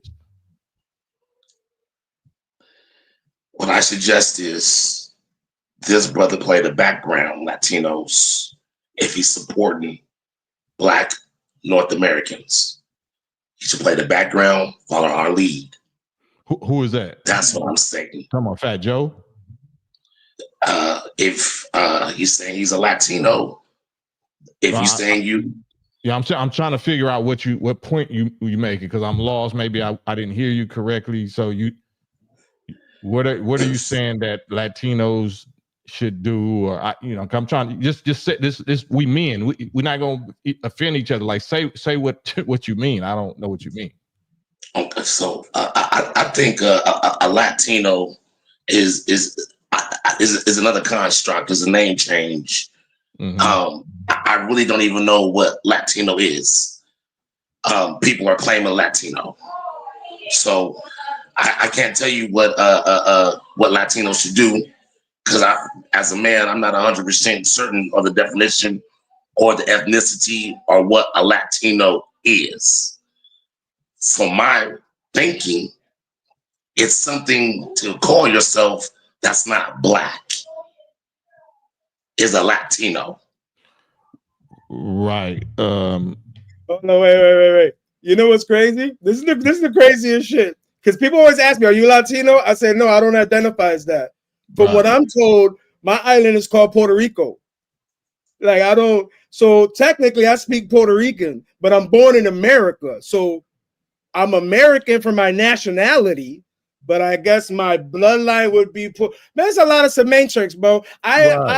If you a cool person and we doing shit the right way, that's why I said I'm not, and I get it. This one polarizing person said whatever. I get that. Everybody don't feel like that. We are, but see, this is what other things I don't like. My guy right here, he's apologizing for no reason. He's like, yo, my bad, no disrespect. My guy, you didn't disrespect. Right. There's no need for just the point that you feel like that. That's a fucking problem to me. Like, why do you even feel like that to begin with? Bro, you should be able to talk about what you think and feel in a way where you don't, like, bro, if me talking is offending you, that's a you problem. That's not a me problem. Right. Like, you just like I'm sitting here with my own mic muted, because he hasn't muted my mic not once. I'm doing that.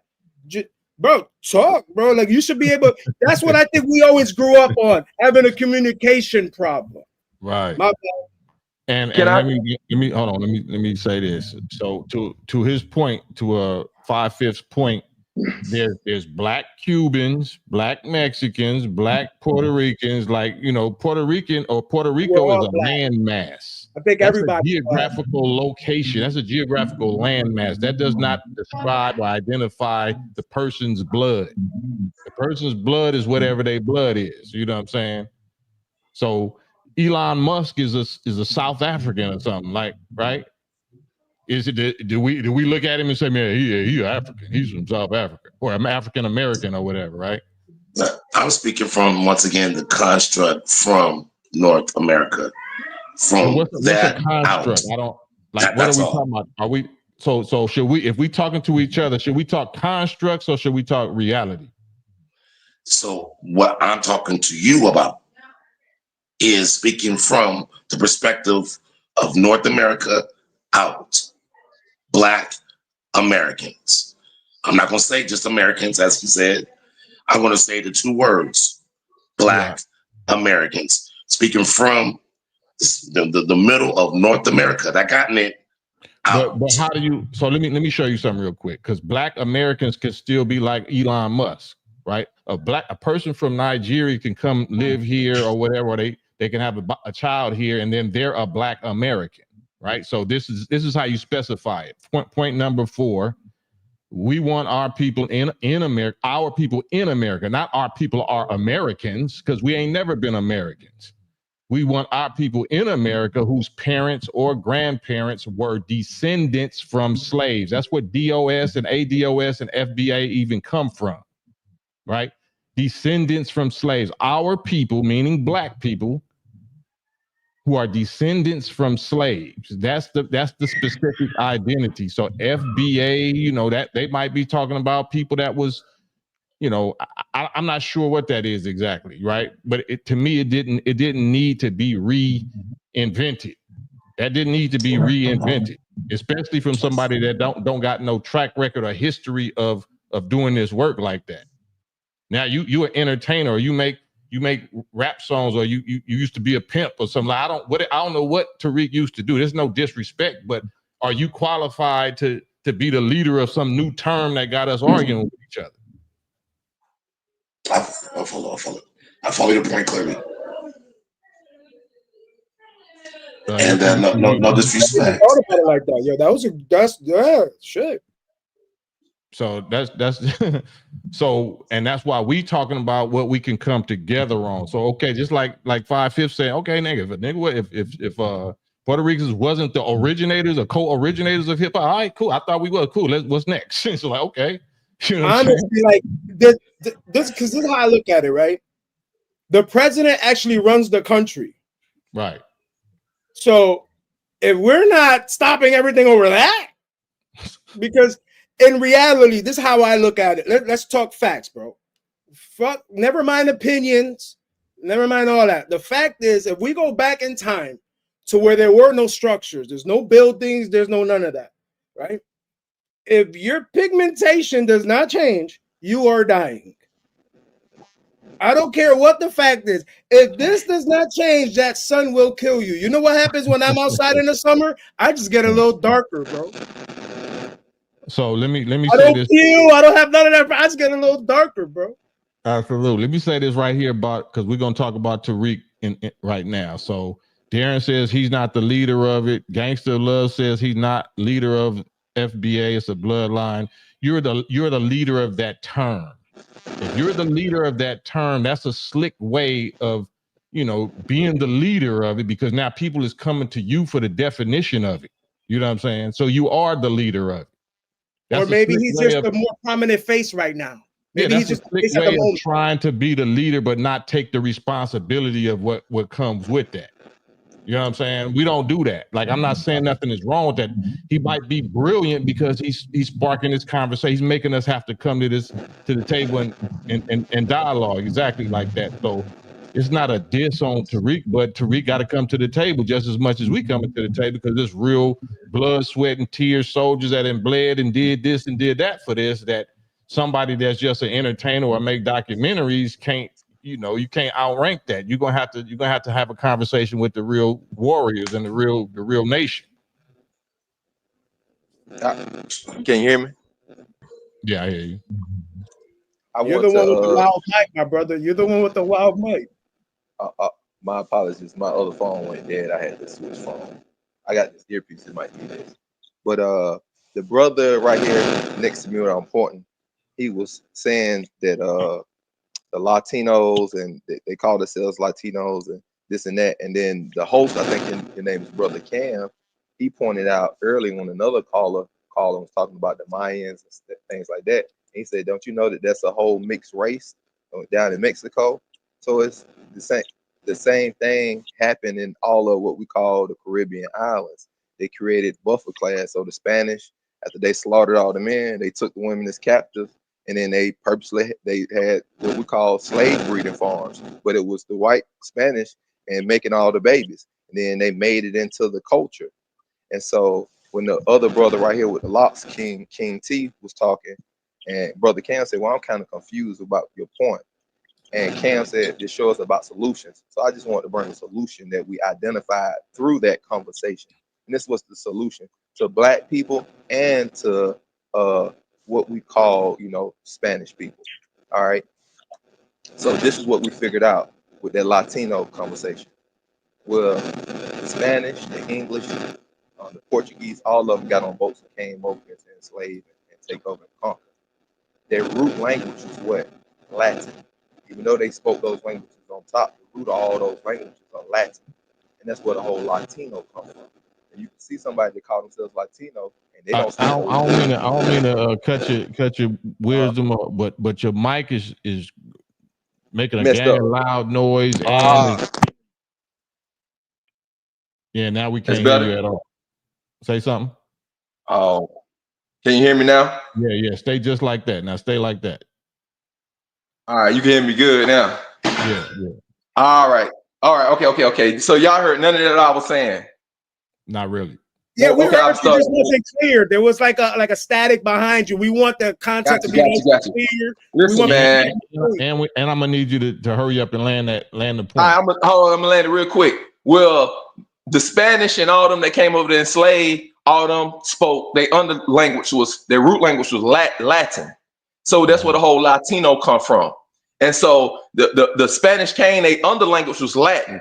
English, the Portuguese, all of them still spoke Latin, but then they had the other language on top.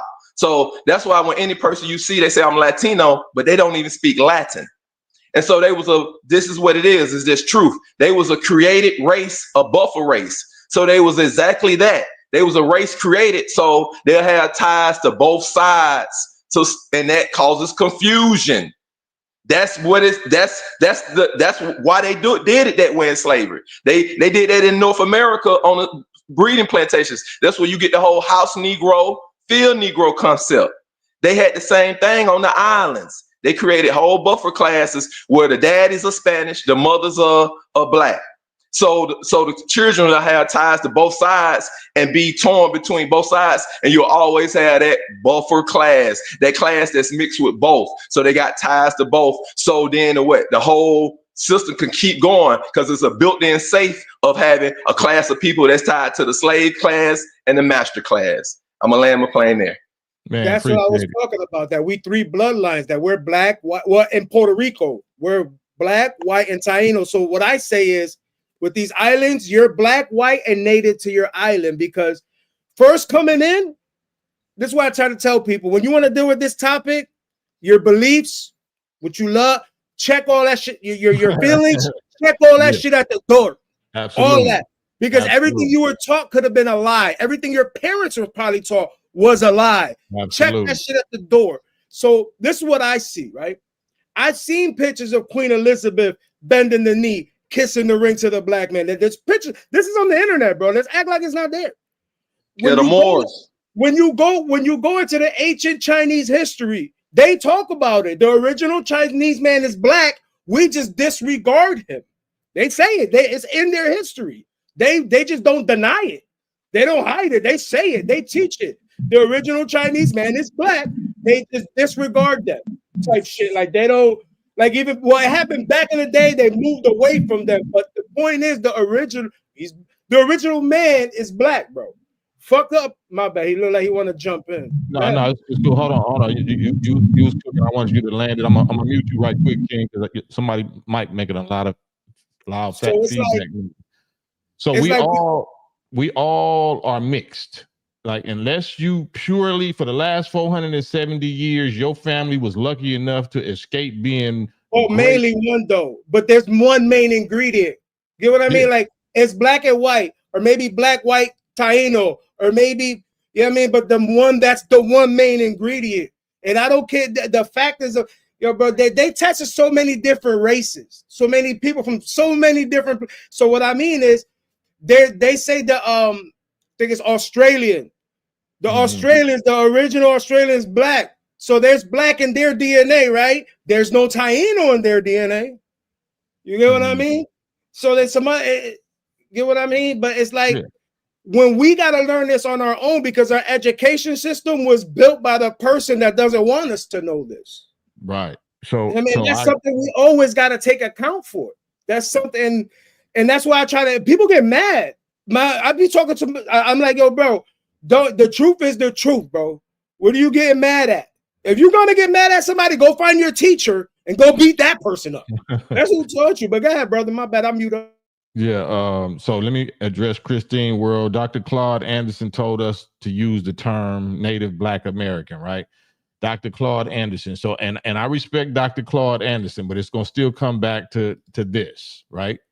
It's gonna come back to the authority, you know what I'm saying? And you can tell a man or people or whatever by the fruit that they bear or by the works, right? Dr. Claude Anderson is a subordinate to the Honorable Elijah Muhammad. Dr. Claude Anderson, we respect him, of course, and his scholarship, but he used the term Native Black American. So Tariq, this is what Christine said. So Tariq said, let's just go by FBA. Why not let's just go by DFS, descendants from slaves? Like why do we need to go start some new stuff, which is causing all of this division and confusion? Because, you know, we all know Elijah Muhammad, Malcolm X, we all know Muhammad Ali, we all know Farrakhan. You don't have to be called a Muslim. If you know anything about the Nation of Islam, the word Islam for us does not mean Arab nothing. It means the nature of the black man and woman of this planet. Islam is just an Arabic word that means submission to truth, submission and peace, which leads to peace, right? So you don't have to call yourself a Muslim, but if you see what's working and what's worked the best in the history of America, why do you want to reinvent the wheel? Why do you want to start something else on your own, which is going to cause unnecessary division? But then you want people to unite with your organization, but you won't unite with the people, the person that popularized the term, and that was the most successful in uniting and standing black people up from mental death and slavery in the history of the planet. Why do we have so much problem submitting and joining on with the Honorable Elijah Muhammad and the NOI? Can I ask you? My grandparents, I'm from Georgia. I'm from the ATL now. So all my grandparents, my dad and them, that's what they called it. They used to say descendants of slaves in the 80s when I was little. I'm 43. I graduated high school in the 90s. All my family from down in the country, Middle Georgia and stuff, in the country. That's what they say. They say granddad them. That's what we the descendants of slaves. It was real simple. We the descendants of slaves. So the old schoolers even was saying that back then. I'm just adding that on. Yeah, so that if we talk about reparations, so you know the argument then came in that we was Moors and we wasn't all descendants from Africa. We all didn't get kidnapped from Africa. Some of us was here. So okay, if the ones that was here, if you can prove that you was here, great. If you got them receipts, then great, right? Yeah, the rest of us was in chains. Yeah, that's cool. We don't got no problem with that. But just still I see what you're saying though. I see what you're saying though. At first, I was confused, but listening to your point and what you're saying about the FBA thing when the descendants of slaves was there, it really hit me because that's what I'm used to my grandmama saying and my great granddad saying, we the descendants of the slaves. So my great granddad used to say, we the descendants of the slaves. So these C words ain't gonna just keep, you know. There ain't no riding down the road spinning at us from their car. They from the country. And I thought about Elijah Muhammad. He from Macon, Georgia. He from Middle Georgia. Sandersville. Oh yeah, Sandersville. So my folks from down there by Macon or whatever. Okay, so back in the day, let me read this real quick. Gangster Love says FBA sounds better. So that that sounds very childish. That's very immature because this ain't got nothing to do with what sounds good or what tastes good because that's what's killing us. That's what's giving us cancer is what tastes good. So that's very immature. But here's the actual facts. Here's the receipts and the value of the teachings and the representation of Elijah Muhammad, what I put up yesterday. And that's, the federal government denied Nation of Islam leader, Louis Farrakhan of receiving $1 billion, which actually, that was just an initial love gift gesture. Muammar Gaddafi pledged the entire wealth of Libya to the black man and woman descendants of slaves of North America, not to the Nation of Islam. He just only entrusted Farrakhan and the Nation of Islam to get that to us because of what the Nation of Islam already proved globally. Every top leader in Africa and the Muslim world feels and honors and respects Farrakhan and the NOI the exact same way. Now, if we already see those results, if we already see that level of respect and honor of your nation, the NOI represents you. It don't just represent, FBA. It represents the entire indigenous, black and indigenous of North America, right? That includes Mexican, that includes Puerto Ricans, that includes so-called Latinos that got this blood that suffered in North America like we suffered. So that don't mean that everybody shares equally, you know what I'm saying? Because if you're in a hospital and you're in the worst condition, of course, you're going to get the priority treatment. If you've been dealt with the worst, then of course. So that's just producing or suggesting some unnecessary in my view. I respect the fact that it get the conversation started, but it's going to get the conversation started so we can drive it right back to who's the real organization or who's the real, most progressive and respected around the world. Because I think Tariq did the FBA thing, Cam, because of Yvette Cornell. They did the American Descendants of Slaves, but then they went on national TV and said it was a political party. So Tariq did the FBA is in response to what they was doing with the ADOS. You see? Yeah. So I gotta hold on. So. And you're not in no rush. Like I don't want to do that yoga, but like, if anybody's making a point, especially me, if I'm making a point, don't crash the party like that. You know what I'm saying? Because I'm sharing my part, and that's why when y'all talk, I don't cut y'all off. Y'all let y'all talk a long ass time. I don't say nothing. So even though it's something you want to say, this is what I do. No matter every day I got a notepad, and instead of cutting you off, I'm writing down and I'm respecting, but you cutting me off, so that pen ain't doing that. You know what I'm saying? So respectfully, and then I know I'm such a short-term memory dude that I get frustrated. Then I'm gonna get in my feelings because you made me forget my point. You know what I'm saying? Then my energy gonna be on some other shit. So this my is bad. already. I click off the panel and I watch from the chat. My bad. Now you ain't got to click off. You just got to just respect what I said, because you now you're going extreme. Like I don't want you here. I want you here. I just want you to respect the rules. Respect my bad, bro. I was chiming on that point. That point kind of it was what you were saying. Write it down, and then when it's your time to speak, then you can say the full thing. Like, you know what I'm saying? But I forgot what I was gonna say, man. My first time on your panel. My first time here. Y'all got it. Go ahead. Whoever you good, you can't remember? You can't remember? I can't remember, but hold on one second. Let me get Rob been on here waiting, and then King tutorial. My bad. Respect. Just to make sure I'm on the same page, we're talking about somebody with a blanket term of people from North America. Are we on the same page with that? If it's with Nashed is saying FBA, if it's what you're saying, Elijah Muhammad is stating, basically what we're talking about is a blanket term for a group of people that's coming out of North America. That was descendants from slaves. So that's from North America. I'm saying, are we on the same page with that? A blanket term. So if FBA, whatever that is, what you saying, the brother Elijah Muhammad, we talking about, I said North American blacks. We talking about a blanket term of people of melanated people coming out of North America. That's basically what we're talking about. Right, but then we're gonna have to get into who's black. So if somebody got a Puerto Rican mother and a black father that qualifies on what you're saying, you know, we gotta identify somebody. Mike, God damn, man. Oh. Whose mic is that? What is that? I don't know what's going on. Go ahead, King. No, I'm just saying, I'm just trying to make sure I'm not trying to say mine is right, yours is wrong. I'm just saying we are looking to identify a blanket name for a group of people coming out of a specific region. That's what we're doing.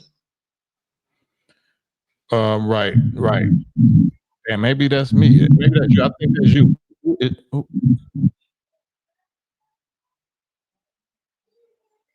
You think it's me? I'm off of mute. I'm talking. It's my mic. Yeah, your mic. Everybody muted but you. So, I don't know what's going on with it. Let me bring Rob on. Rob, you there? Yeah, in the comments, they're like, "Who's Rob?" Right. Rob, Big Rob. He probably went to sleep. You've been waiting so long. Well, I'm gonna leave you unmuted, Rob. So you know when you want to jump in, you can jump in. So I want to address something real quick. Is it cool? Yeah, go ahead. So check it out, because this is another thing that I don't understand. Right? There's actual video footage on YouTube, I believe, where an old school Puerto Rican in Puerto Rico during a show, he's on stage with all the instruments, and he talks about where all the instruments come from, where each instrument originated from, and why Puerto Ricans put them together. Then he talks about why we call it reggaeton. He's like, we got that whole rhythm from reggae music.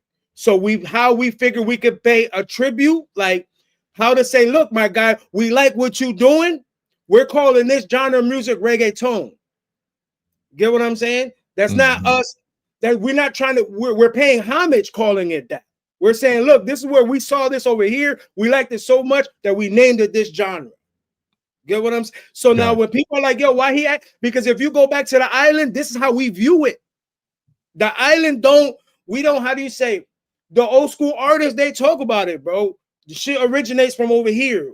When we were over here in our old school times, when we were still wearing feathers and shit. People forget that the Taino in us, when we're still wearing feathers, because they're still part of Puerto Rico that's like that. They're in the jungle. There's no running. They still dress. They still do the dances. They're still like that. Get what I'm saying? But that's why I just don't get that, because there is a disconnect. But when one person says it, people that don't even know this dude is getting blamed for shit that he's saying. Right. They're like, that's why I'm like, yo, I don't even know this nigga. Like, he don't be like, yo, bro, let me pay your rent, bro. I don't know this dude. Like, because I want to ask him, yo, bro, like, why would you say this if all your music, you say you're black? If Big Pun was here, he'd probably smack you for saying that. Because he says it on his album, we're black. So you're trying to separate? Or is this, because I tell people, remember, he signed to Rock Nation. You don't hear Jay-Z coming out saying nothing.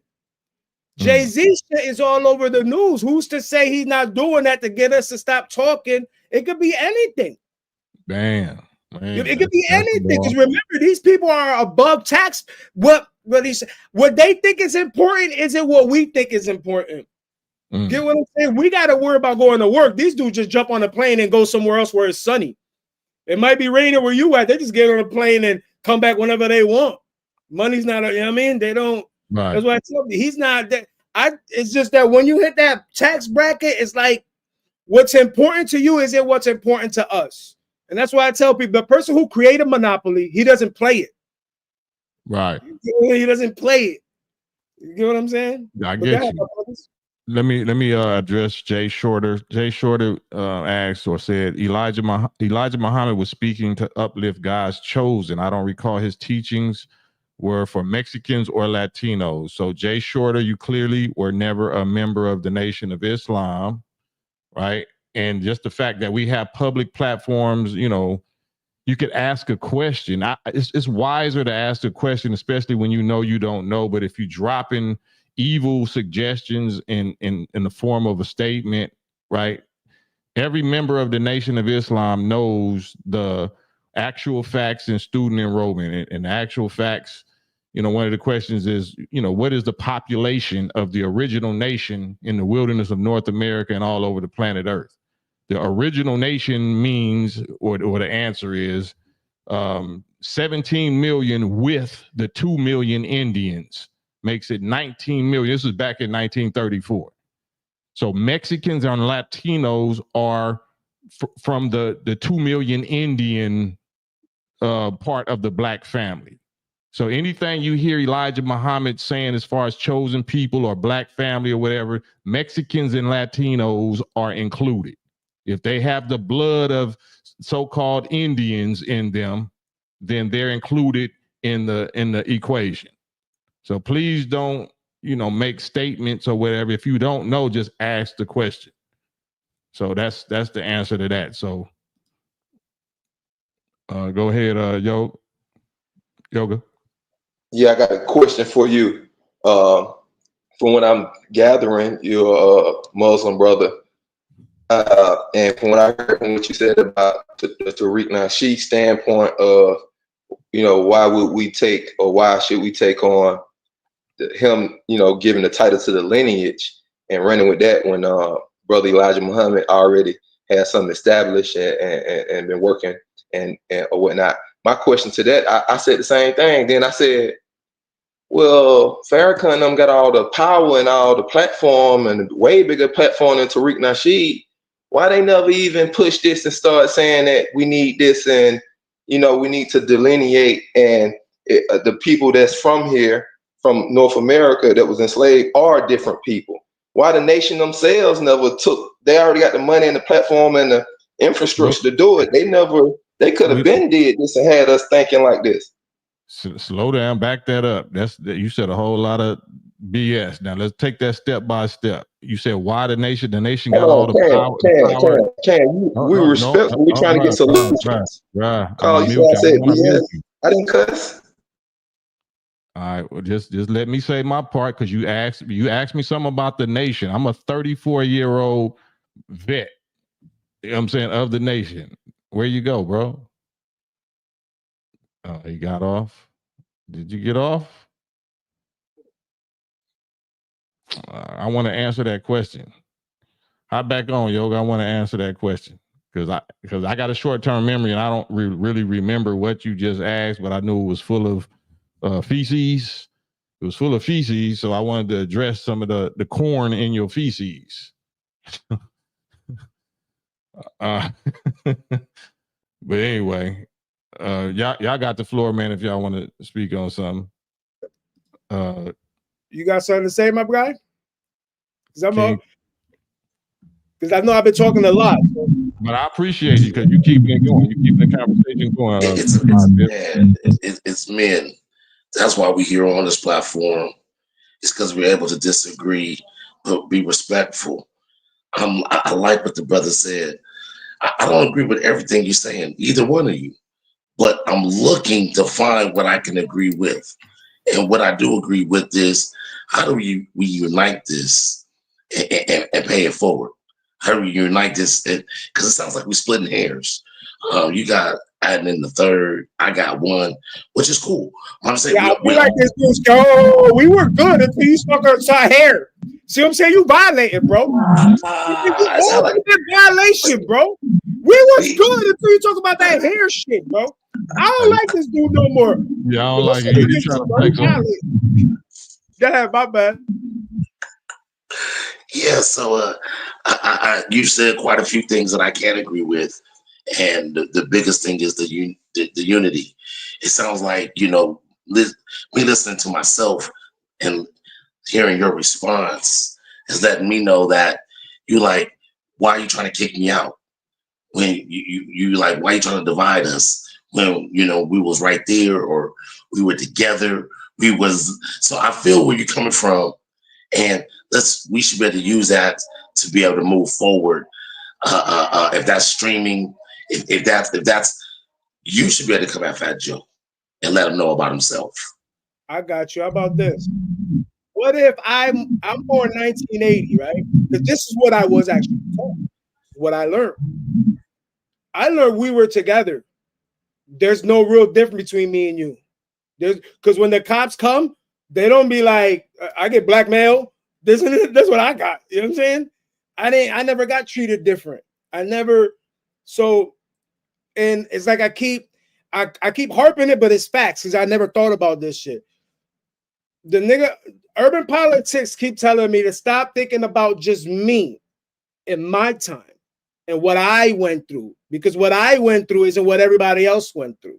Because right now, I didn't even know that they had Puerto Ricans identified as white. I didn't know that till yesterday. I was like, what? Get out of here. I got to go check. I never knew that. Get what I'm saying? So it's like when they've been telling, because I told you, KRS-One said back in the day, we were together. But we look at the actual facts, what we were told was wrong. So now, why am I going to get mad at you or whoever, right? If the truth, because I want to know the truth. I don't care where it comes from. I don't care what, I want to know the truth. The truth is better.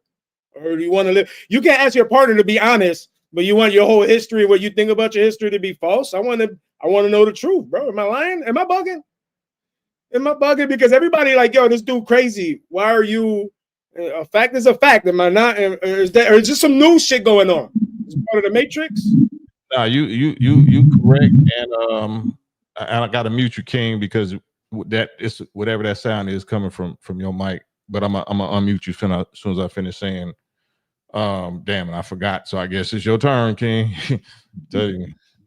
That sound you said. What does it sound like coming from my mic? What does it sound like? It sounds like it sound like you're underwater. I'm underwater. I can hear your voice, but I can hear some background feedback. Something sound crazy.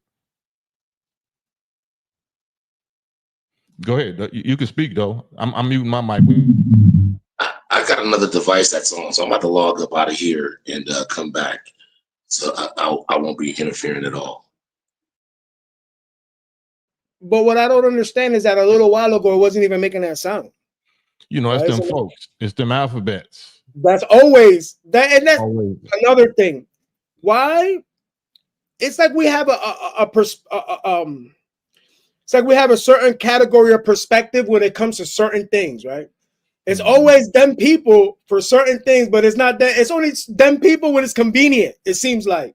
I don't get it, because if you look at back in the day, I didn't see white people in Fat Joe's videos. I seen blacks and Puerto Ricans. That's all I seen. So now, this is I don't mean to cut your wisdom, but this is something that I really. So this is an excellent point. DC Pro 37. Farrakhan is Caribbean, right? So Farrakhan is not. His mother is from St. Kitts. His mother's from St. Kitts, and he don't even know where his father is from, right? So, and then Tariq always gives credit and props, and so do Lord Jamar, saying that a tether or something like that, or a non-foundational Black American or whatever, is somebody that undermines what's owed to Black descendants of slaves. So, but just the argument itself, like I said, this is bigger than hip hop. Even though we hear hip hop brought us here, and saying, thank the Lord for hip hop, because that's what even brought us together, to have all kind of discussions and unities that we never had before, because religion couldn't do it. You know what I'm saying? Yeah. So hip hop, is a blessing. And if hip hop was originated by Black people, then cool. That's what they're fighting for. They're fighting for it to be able to retain that ownership, or retain the credit for that ownership. But it's still designed to make us look at what we're really owed. We're owed far more than being able to say hip hop is ours. That's not what we went through slavery for, to be able to claim hip hop. You know what I'm saying? So we didn't suffer, for the right to vote. We didn't suffer for the right to say we created hip hop. We suffered for a divine reason that got to do with God and devil business, right? And that's why I keep putting up the Elijah Muhammad thing versus the Tariq Nashed or whatever. If you're not qualified to go all the way to the core, if you're not qualified to go deep and all the way to the root of the real issue, which is a God and devil issue, then we give everybody their credit for getting the conversation started. But what else is getting started at the same time? You know what I'm saying? It is division time. It's time for us to separate those that that's gonna go under their flag, they kith and they kin. You know what I'm saying? But it don't mean that we're enemies. Everybody's just trying to find what flag they under, but we all under the God flag. We all going to wind up have to come together and deal with each other. You know what I'm saying? To defeat the common enemy. But we fighting against each other about what? Money, about reparations money, about saying. So to me, like Fifth said, that's feces. That's dog boo-boo with corn in it. I'm not really here for that. But if I see my people killing each other and arguing, then I got to get into the shit. I got to get into the shit. I got to go get my shovel and try to scoop the shit, or get the little pooper scooper bag and shit. Like, I got to try to. And that's what peacemakers do. But then, you this and that, and you like, ain't none of y'all been nowhere around here when we was really mad at the real enemy. Most of our people, that Johnny come lately, Black activists, now you all of a sudden mad at white people in 2024. You know what I'm saying? We got more of a right to be upset at our own people because it took you so long. You know what I'm saying? So, but then you don't even want to give the pioneers and the vets their credit, like you want Puerto Ricans to give us credit for hip hop. You won't give Elijah Muhammad. You won't give the nation credit for being the father of Black consciousness and the greatest example of unity, the greatest example of reforming the descendants of slaves, or the FBAs or whatever. So we're not gonna get along. Like, everybody ain't gonna make it. I don't expect, I'm not here for nobody to like me or to believe in me. Like, you know what I'm saying? I'm here to deliver. Believe in yourself. Right. Correct. Believe in yourself. Here to deliver clear, uncut, deep receipts, messages, proofs, files, and get your blood off my hands. Whatever y'all choose to do with it is y'all's business. If you think Tariq or anybody else, if you think hip hop is your religion, if you think African Bambaataa or who whatever, then you have the ability to do that. But you come over here, you're going to get receipts. Yeah, I'm not a robot, so I might get passionate or whatever, but people try to project, oh, you seem like you in your feelings. Yeah, I mean, I got feelings, but the feelings never run the show. Don't feelings mean you care? Don't that mean you care? Feelings mean if I don't have no attachment, that's right. Even don't people be like, yo, he's like a robot. Oh, so wait. So if I don't have feelings, I'm a robot. If I have feelings, I'm in my guy. What are we supposed to do? But we can't win. You know what I'm saying? Yeah, and that's why they you know, this Christmas Eve, right? This is why they crucified your Lord, because he was saying stuff that you didn't like. You didn't have no crime against him, but they trumped up charges, and he said that he was the Son of God. You know what I'm saying? We sit here saying something similar. You know what I'm saying? That we united, we the same family of God, but no, we supposed to delineate. Okay, we are delineated, but you can't finesse and scam or grift on God. God know who's who. God know who's gonna get who and what, you know, but you don't believe in God. Even though you talking about Merry Christmas, you think God gonna let niggas scam you out your birthright or out your identity, or like, okay, well, all right. We don't have that problem. I'm just telling you, and I'm not trying to offend nobody, but we don't have those problems like that in the nation. We don't. Nobody handles us like that. Why is that? Why the enemy don't brutalize us like they used to do us before we was in the nation? Are we in cahoots with the devil or something? We partners with the devil. Why are we the healthiest? Why are we the most respected? Why are we love each other the most? Why are we the biggest peacemakers? Like, you know what I'm saying? We don't carry weapons. We don't do the devices and the drugs and the alcohols and all of that. You know what I'm saying? We don't beat our, all the stuff that we complaining about. You know, the nation don't do that. Why you ain't with that? Because you want to do your own thing, right? You don't want to follow no discipline or no laws of no black man. You follow them of your own, or the slave master or the small hat, because they hitting you, with some fame or some money or whatever. But all money ain't good money. And like the Bible says, since we Christians, it's Christmas. You know what I'm saying? What do it profit a man to gain the whole world and lose your soul? And it's harder for a rich man. Everybody want to be rich, right? What your Bible say about a rich man being able to enter heaven? It's harder for a rich man to enter into heaven than it is for a camel to pass through the eye of a needle. I didn't say that. Your Lord said that. Your Lord and Savior book said that. I'm not saying you're supposed to be poor and broke, but apparently these rich people got some mental and emotional spiritual diseases that won't allow them to even make it to heaven. But all of us chasing the bag instead of chasing unity and love. We fighting over hip hop and FBA this and okay, all right. Do what you like. But we here represent something else. You know what I'm saying? You're not gonna agree with me, and all right, that's fine. You know what I'm saying? But I'm just trying to put the voice of reason in a nation of reason.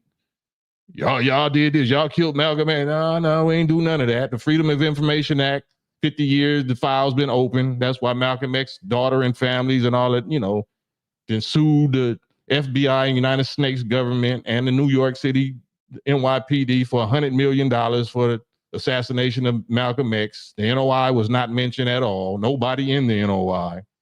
So all of the slander that y'all been believing in, you choosing to believe that. You choosing to believe that. So we can't control what you believe and what you don't believe. But just like 5/5 say, like, shit, leave all that shit at the door. A lot of shit I believe that I was 3/5 of a human being for 400 years. You know what That's I'm saying? the name of what you just said is why my channel's called what it's called. Man. People don't even get it. They're like, yo, that's why it's called 5/5. What you're talking about right now, remember in the law, we're still written in as 3/5. And they're like, oh, but everything changed. Yeah. Well, you understand that Jim Crow happened after that, right? So if it changed, Jim Crow would have never happened. It's still happening. How do you know? You get a person of a certain descent and a person of color that both have the same backgrounds, never been arrested, never been nothing, get them the same charges, and you're going to see that their punishment won't be the same. Put them the same. You know what I mean? No convictions, no arrests, high school graduates, whatever, and put them with the same exact charges. You see that the sentence won't be the same. Fact is a fact. But go ahead, my bad. No, you good. Black Gold, you there? Yeah, I'm here. Can you hear me? Yeah, I hear you. Peace, bro. Apologize for making you wait so long. What's your thoughts? Nah, that's no problem. Just addressing the original question. Shout out to everybody in the panel, and everybody in the chat too. But absolutely, just addressing the original question. We're saying why aren't Fat Joe's celebrity in politics? Yeah. I guess it depends on who you be looking to speak up.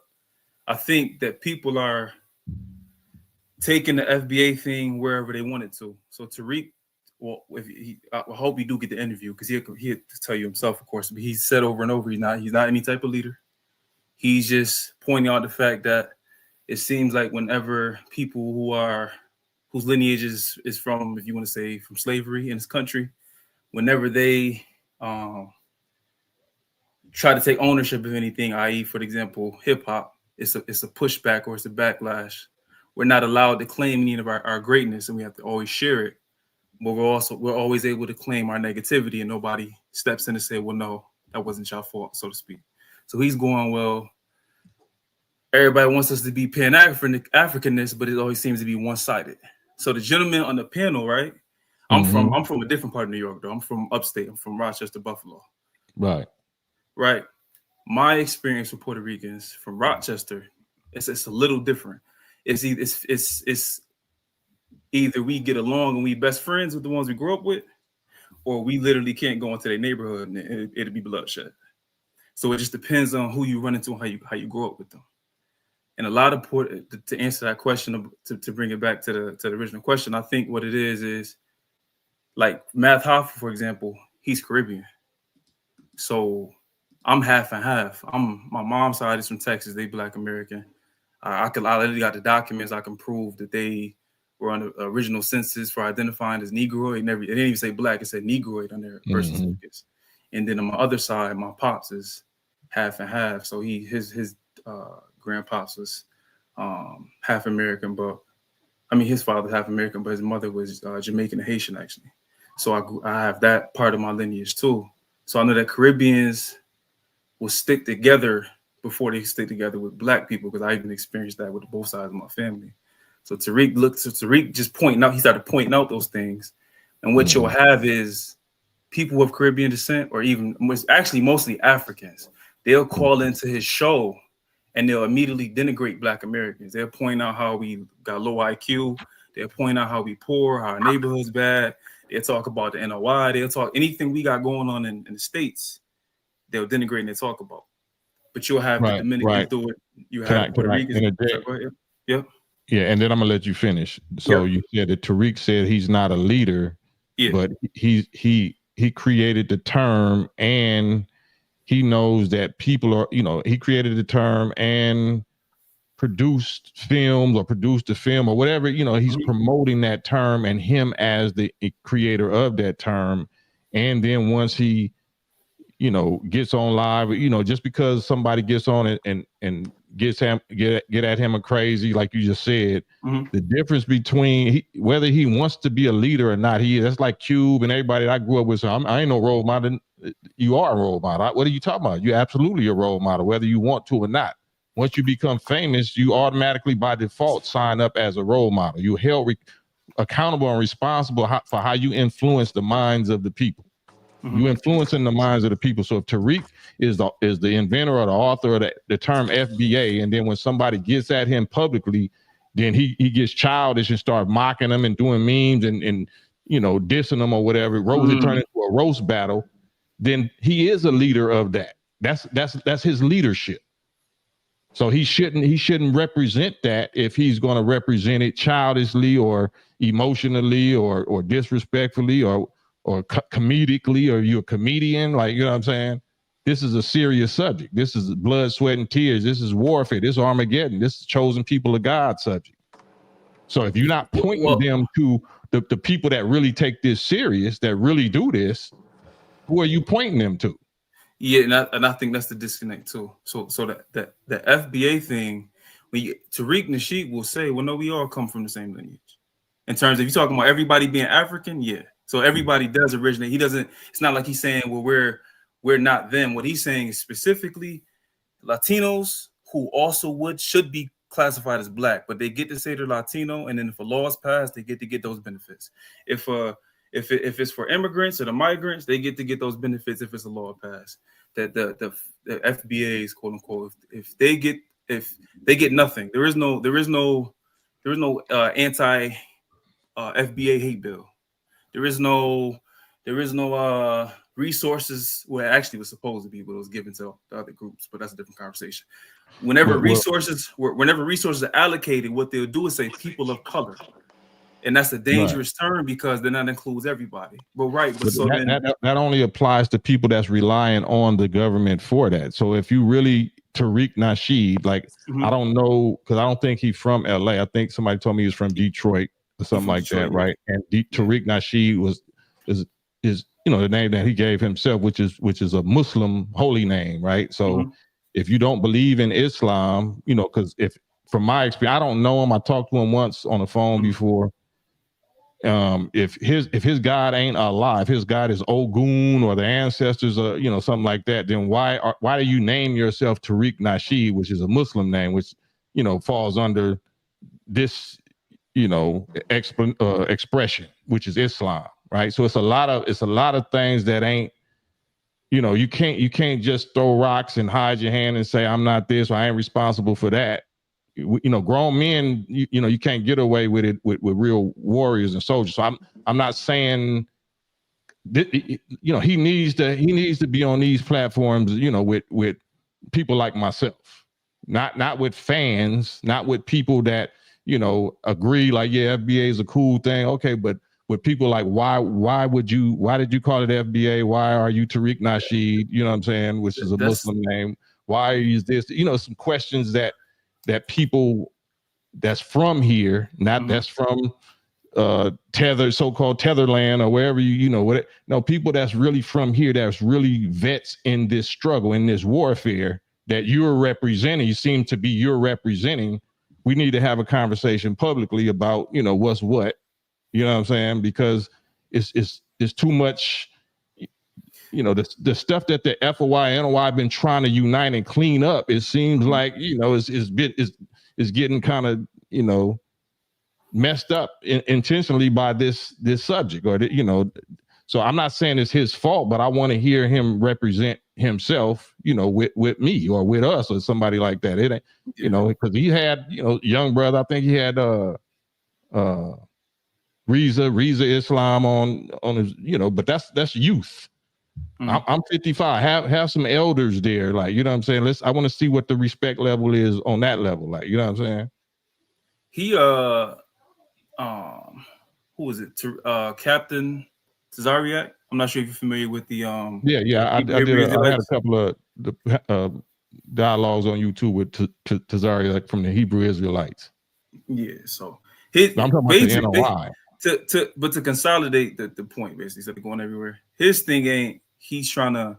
The problem is the internet. Anybody can make a channel. Anybody can make a page, and they can run with something that was never said or he didn't say. So, like the whole tether thing, a tether literally, like you were saying earlier, it's just somebody who, like Candace Owens, would be considered a tether, but Farakhan isn't.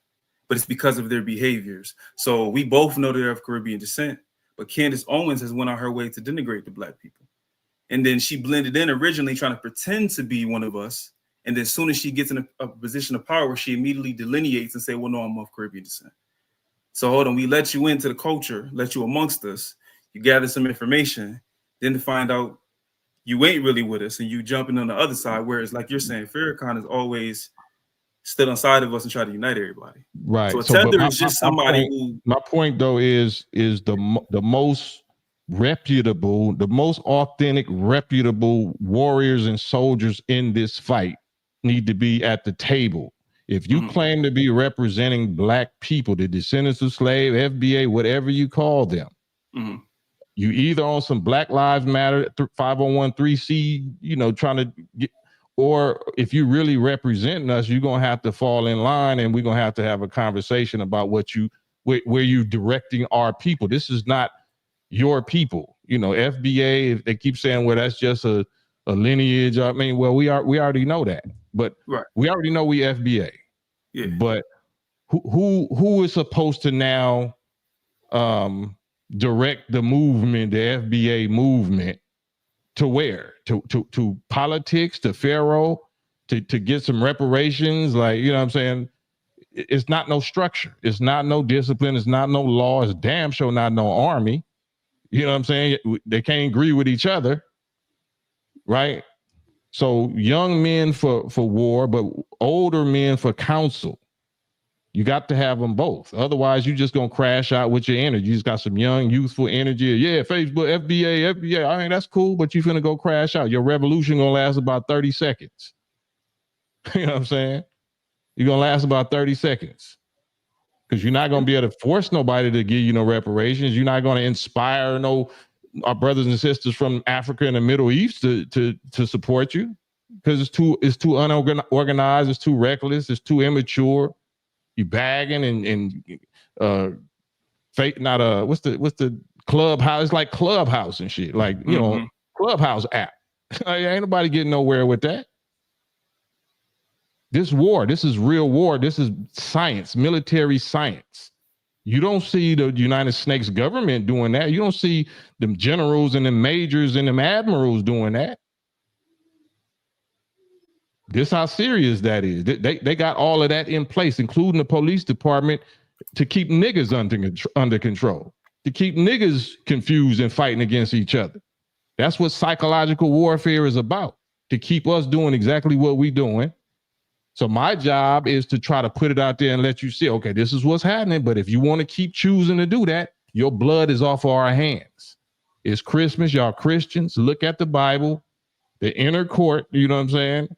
In Revelations, Jesus is talking about, you know, or whoever that, you know, measure the inner court, but leave that outer court alone. You ain't got to measure the outer court. Why? Because they're going to get trampled.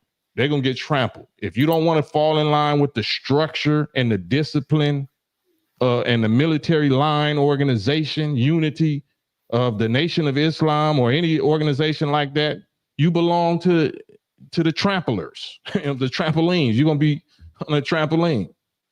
So my job just to put it out there. I don't care how you feel about it. I don't care how nobody feel about it. You won't be able to say I didn't hear it.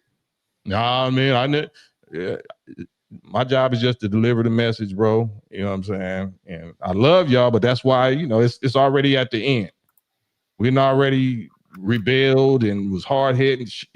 We're already choosing everything but this. Everything has failed but this, and then we trying to invent new shit to fail, but we just don't want to do the thing that has been working. So it is what it is. But yeah, I'm gonna shut up now. Yeah, just one more thing, because it looked like I don't know your name, sir, but the Puerto Rican gentleman has something to say. But my last point was just being, my bad. Go ahead. But I was just gonna say my last point being, I think that's just what a disconnect is. I hear what you're talking about seems to be something separate, because you're talking about unification of all Black people, and Tariq is going. He taking a step back from the Pan-Africanism and going, it's a good example. You ever heard the song by the Williams Brothers, Super on Your Own Front Door? Back in the day, it's an old song. My grandparents play it all the time. But it's basically saying super on your own front door before you super on mine. He going, okay, let's take care of ourselves first. Let's get organized with ourselves, because how I'm gonna branch out to Nigerians and we don't got my stuff here correct. How I'm gonna present something to some Puerto Ricans and I don't got my stuff correct. So we need to take care of our lineage first, get organized with our stuff first. And he also, that's again, I can't wait till you had a conversation with him, because he uses freedman term a lot too. He uses that Tariq Nasheed does. A lot of times when he says FBA, he said or freedman from slaves. Does he use any? Does he? You know, because he named himself Tariq Nasheed. That's, you know, he has a slave name that's not Tariq Nasheed. So Tariq Nasheed is a Muslim name that means, you know, Islamic meaning. So it's gonna come down to, and he's not a leader. Like I get what you're saying, but me personally, I don't look at him as a leader. You do look at him a leader if you're following his lead. No, I'm not. You're not following his lead, so you don't recognize FBA. You're not following that. When I hear the term, you're sitting here defending him. You're sitting here defending him, so that means you follow something. Well, it seems I'm trying to clear up the confusion. People are trying to make this seem like it's a political party or it's a group, some type of group or organization. It's not. All he's doing is highlighting that what your lineage is. So I think where his inspiration came from is that so he don't want nobody to follow his idea. Hold on. I think his inspiration came from that California reparations bill. And so he what doesn't happened? Want us to follow his idea. You gonna let me finish? Oh, I'm just asking. Yeah, my bad. I'm sorry. Go ahead. Because this point is gonna make sense to you. I think his idea came from the reparations bill, and you hear people talking about the reparations. And what I noticed is that a lot of the black faces that they put on them screens, they wouldn't be people who even qualified for the reparations. So you had people like Roland Martin, who's of Caribbean descent. He's telling black people don't need it, but you wouldn't even get it. Because that doesn't make sense if the Republicans bringing it to the table. This is just what it's just been specifically for California. If the Republicans bringing it to the table, like, okay, let's figure out what these terms and conditions are going to be for these reparations bill. Okay, it passed this part. Okay, now we need the Democrats to sign off on it. But then you got people from whatever party, and the spokespeople. None of these people are of the lineage that would even get it. So he started looking around, going, "Hold on. Now that I'm paying more attention, when this happened, when that happened, when this happens, none of these people are Black Americans, so to speak, or if you want to call it FBA, I'll say just Black American. But if you're going to call it FBA." And then once I started doing research and realizing, damn, 90% of the people that he talking about, they aren't qualifying for they wouldn't even qualify for the reparations. So why would the people who this don't even involve you, why would you even be against it? But then also, why would you try to stop it or prevent it from happening as well? So that's the only thing. I do agree with you with some of the trolling. I don't even get why he lets like some of the white nationalists and all the people call in and even ruin the flow of what's going on. But for me personally, I don't agree with everything that his ideologies. But I'm just saying, when I hear people say FBA, the fact that it's even being compared to NOI to me is disrespectful, because the NOI is something totally different.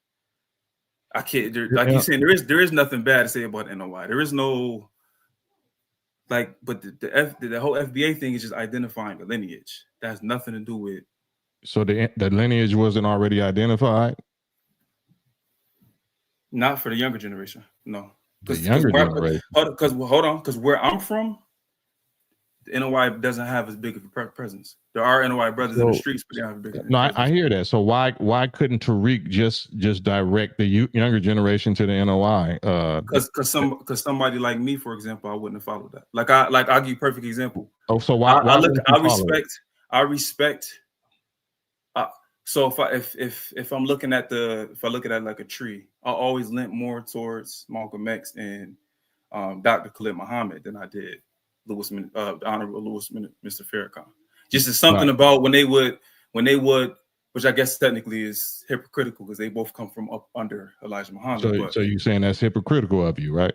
Yeah, but if I'm just gonna follow under Farrakhan, I don't connect with him, so he couldn't get me to join the NOI. Why don't you connect with him? You're not gonna offend me. I just want to know. I'm actually curious.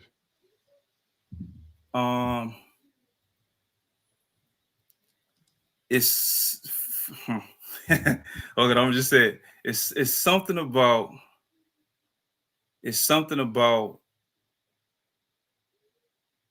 what you saying? No, don't worry about him. No, just my bad. Yeah, it's something about almost like a warrior-like spirit to me that Malcolm X had, or that Dr. Khalid Muhammad had, that I can resonate with. And so I look at Mr. Farrakhan, like, I will watch a lecture, I'll listen to what he got to say, but I don't want to join it. Like, maybe that don't make sense, but so I respect everything that he does. I would work with him. I've actually worked with NOI brothers a couple times. So what is it about the NOI brothers that's not soldierish? That's not like Malcolm X or Khalid? Everybody in general, I can't say that because that's speaking for the entire nation. I'm saying specifically when I the ability, being a good orator is going to dictate who you can get to follow. So he's a great orator in just terms of the knowledge and his teachings. But I don't know, when I hear him speak, it doesn't make me. So do you think the Nation of Islam is just about speaking and giving speeches, or is it a nation of a whole? No, you know, I don't know if you heard me. A brother from Nation of Islam taught me how to box, and he helped me graduate. But so I'm trying to understand if he was doing that soldier type activity, helping you how to box and this and that, why wouldn't you join up with him in your own nation? That's right. That's what I'm saying.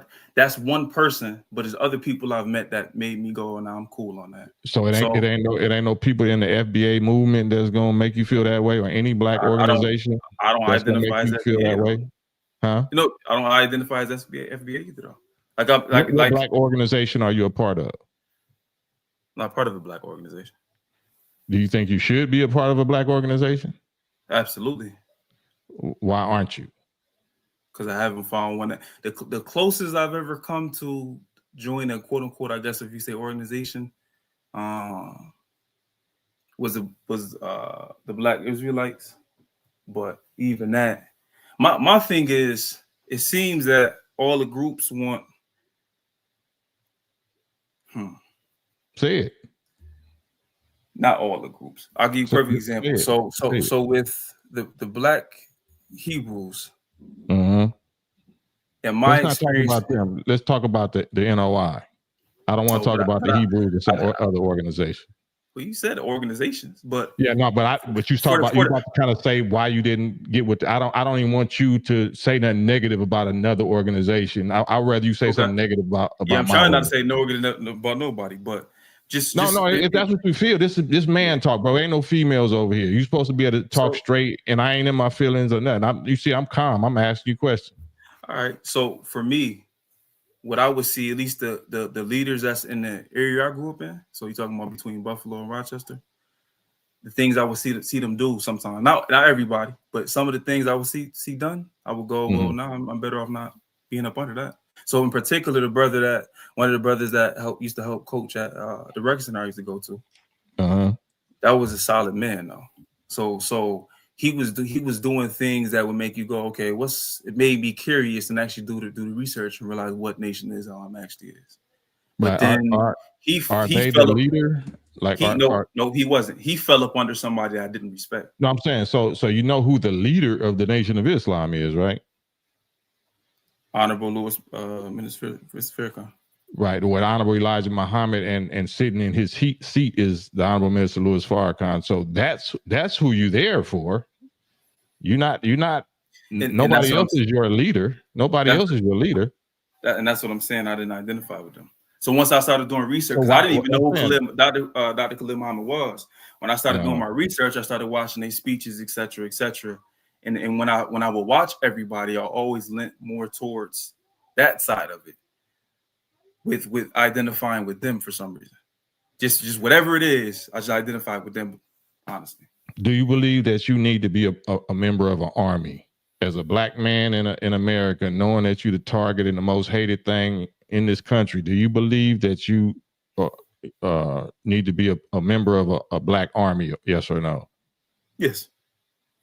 So do you know, like you said, for whatever reason that you didn't commit to the Hebrew Israelite or whatever, or the Nation of Islam, how many days do you think, like how much time do you think you have before you lock in with an organization before the enemy come against you? What you mean come against? It's already against us. No, come against you before the enemy comes against you. It's already against me. Okay. It's not. Is it not? So I don't even want to say this. All right, I got you, bro. Anything you want to say? No, that's all. All right, man. I appreciate you. All right, appreciate letting me on the panel. Peace. Sister Leslie. I called you back. How are you guys? And salam to you. I didn't realize you were Muslim at the time, and I apologize. So salam alaikum to you. I don't know what happened. Wi-Fi wasn't strong enough. There she go. Oh, it's my no. I internet out here in this area is acting up today, so I apologize. What you want to say, sis? Oh yeah, no. What I was gonna say when I was talking to you earlier, and I wasn't at all being like braggadocious when I said to you about farakhan. And you can look it up. My father introduced him to Islam. So, like I told you, and I just found a postcard that Malcolm had sent to my dad. Back before I was born in '67, so before that, just about being aware. It was about fishermen, and their lines, when they cast their lines, they must always be aware. And so I always thought about that and what that actually meant, But, one thing I would say about Farrakhan, and I say this to you for sure, that, he wants forward thinking people. That's the type of person he is. I know him. That's like my godfather, my uncle. He's, forward thinking people that can lead and think on their own, and people that even disagree with him, I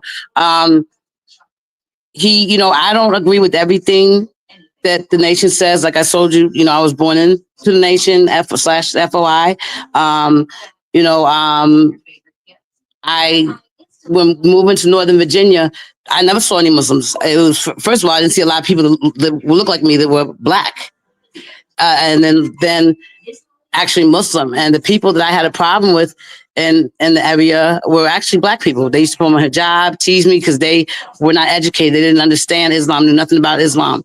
And when the Million Man March came around, I had 8 tickets and I, went to the barbershop and I was giving them to a couple people at the barbershop so they could actually meet Farrakhan and go backstage with him and everything at the march. And at that time, didn't want anything to do with it because it wasn't cool to be Muslim.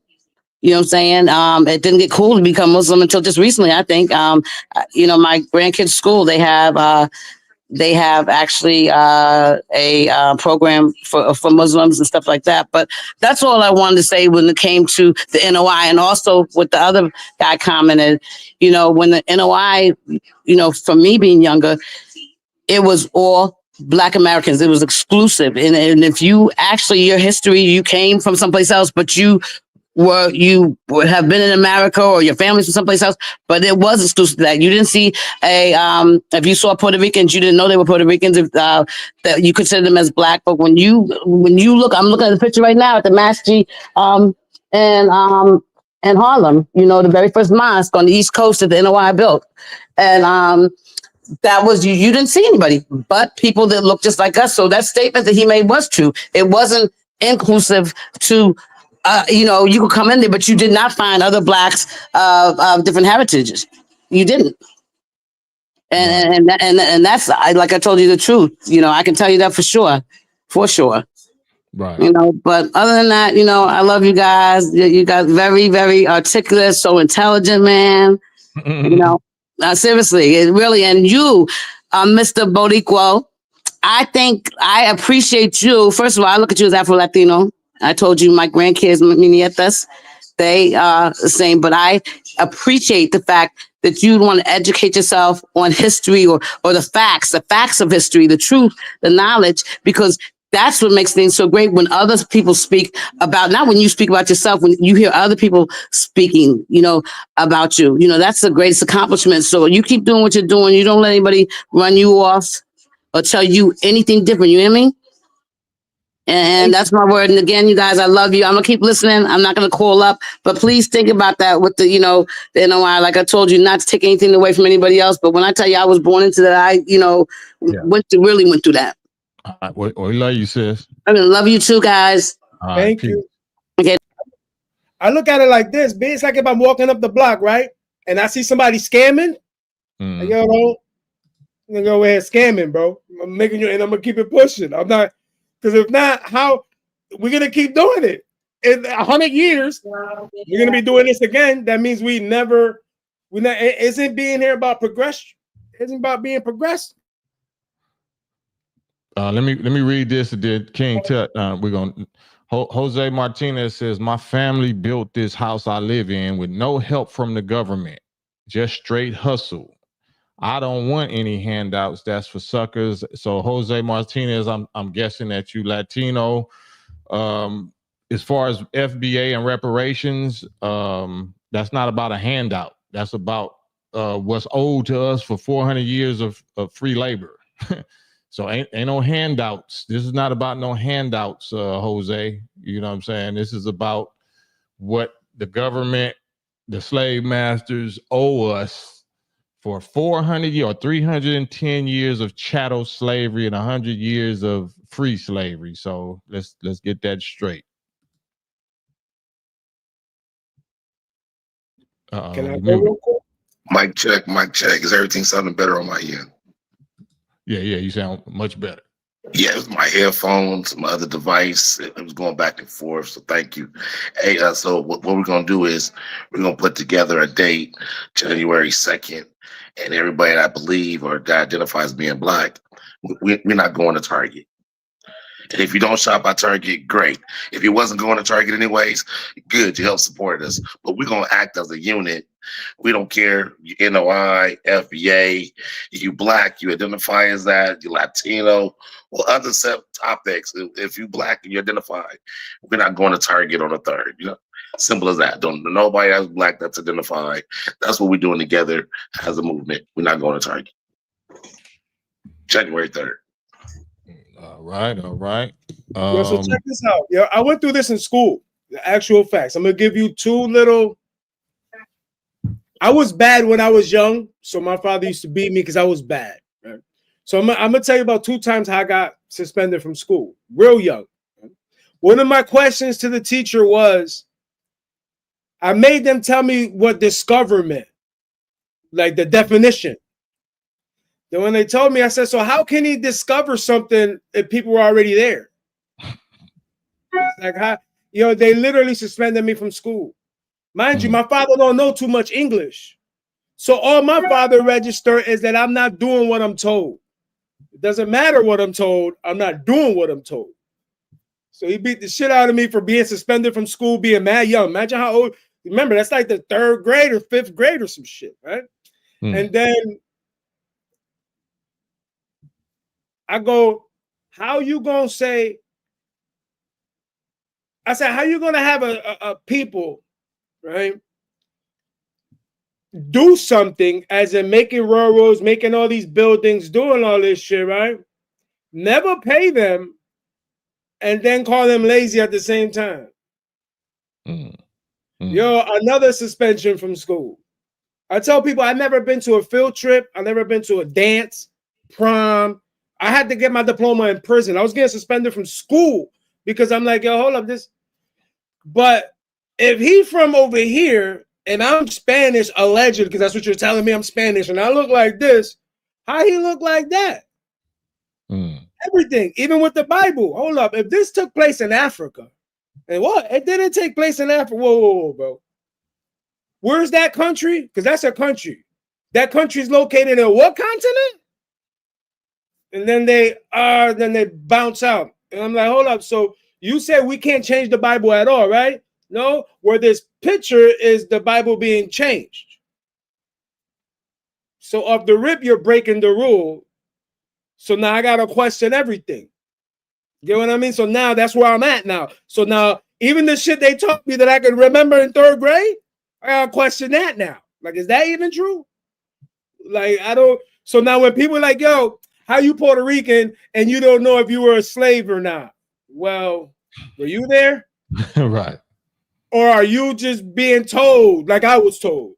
Because I was told that we were slaves. And I was told in the beginning of hip hop, we were there. Why? Because the Bronx is mainly all Blacks and Puerto Ricans. I was there when I was young. My aunt lived in Jerome. When we first came from facts. My father came from Puerto Rico with a baseball contract. He didn't sign the contract because he didn't know English. That's how I ended up in Connecticut. True, I'm the first one born here. I'm the very first one. All of my brothers, sisters, mom, everybody born in Puerto Rico. I learned English. You know what I'm saying? So it's like I grew up with us always being together. KRS-One saying everything is a melting pot. And then yesterday, this dude showed a video, like I told you, of the people that were at the location telling you, boom, this is what's going on. Because in the beginning, this was my thought. That Joe was like, yo, listen, how you gonna tell me about something that happened in the Bronx where I grew up at? Who are these people? and then started naming their affiliate. That's how I took it. And then I'm like, hold up, but didn't KRS-One say that we were always there? Then when dude pulled up the video of the actual people that were there, the Puerto Ricans that were there, and the Puerto Ricans are on camera saying, no, we saw them. We saw the black men. They were breakdancing. That's how we started breakdancing, because we seen them do it. You know what I mean? Like the actual people that were there, the niggas that you're saying that was there are the ones saying that we saw them do it. Right. Why you getting mad? How you getting mad at me? So you know they're gonna be on your head for talking about nigga, N-word. So and we don't care. We don't care. It's 3 hours. I went an hour longer than I thought I was gonna go. So I really appreciate y'all, man. And I'm gonna get back on here later on. So I get back on here maybe in about 2.5 hours. So if y'all be around, if y'all ain't getting your Jeremiah 10 heathen pagan shopping on, then maybe y'all can pull back up on me. No, honestly, I was supposed to go live at 1:45. I pushed it back to 8:45, and I'm gonna show the video of the people saying this. So when they're like, "Yo, here's the people you talking about, bro. Listen to them." That's what's up. Well, man, I respect y'all, and just pull back up on me in a couple of hours. All right, peace, y'all. We out.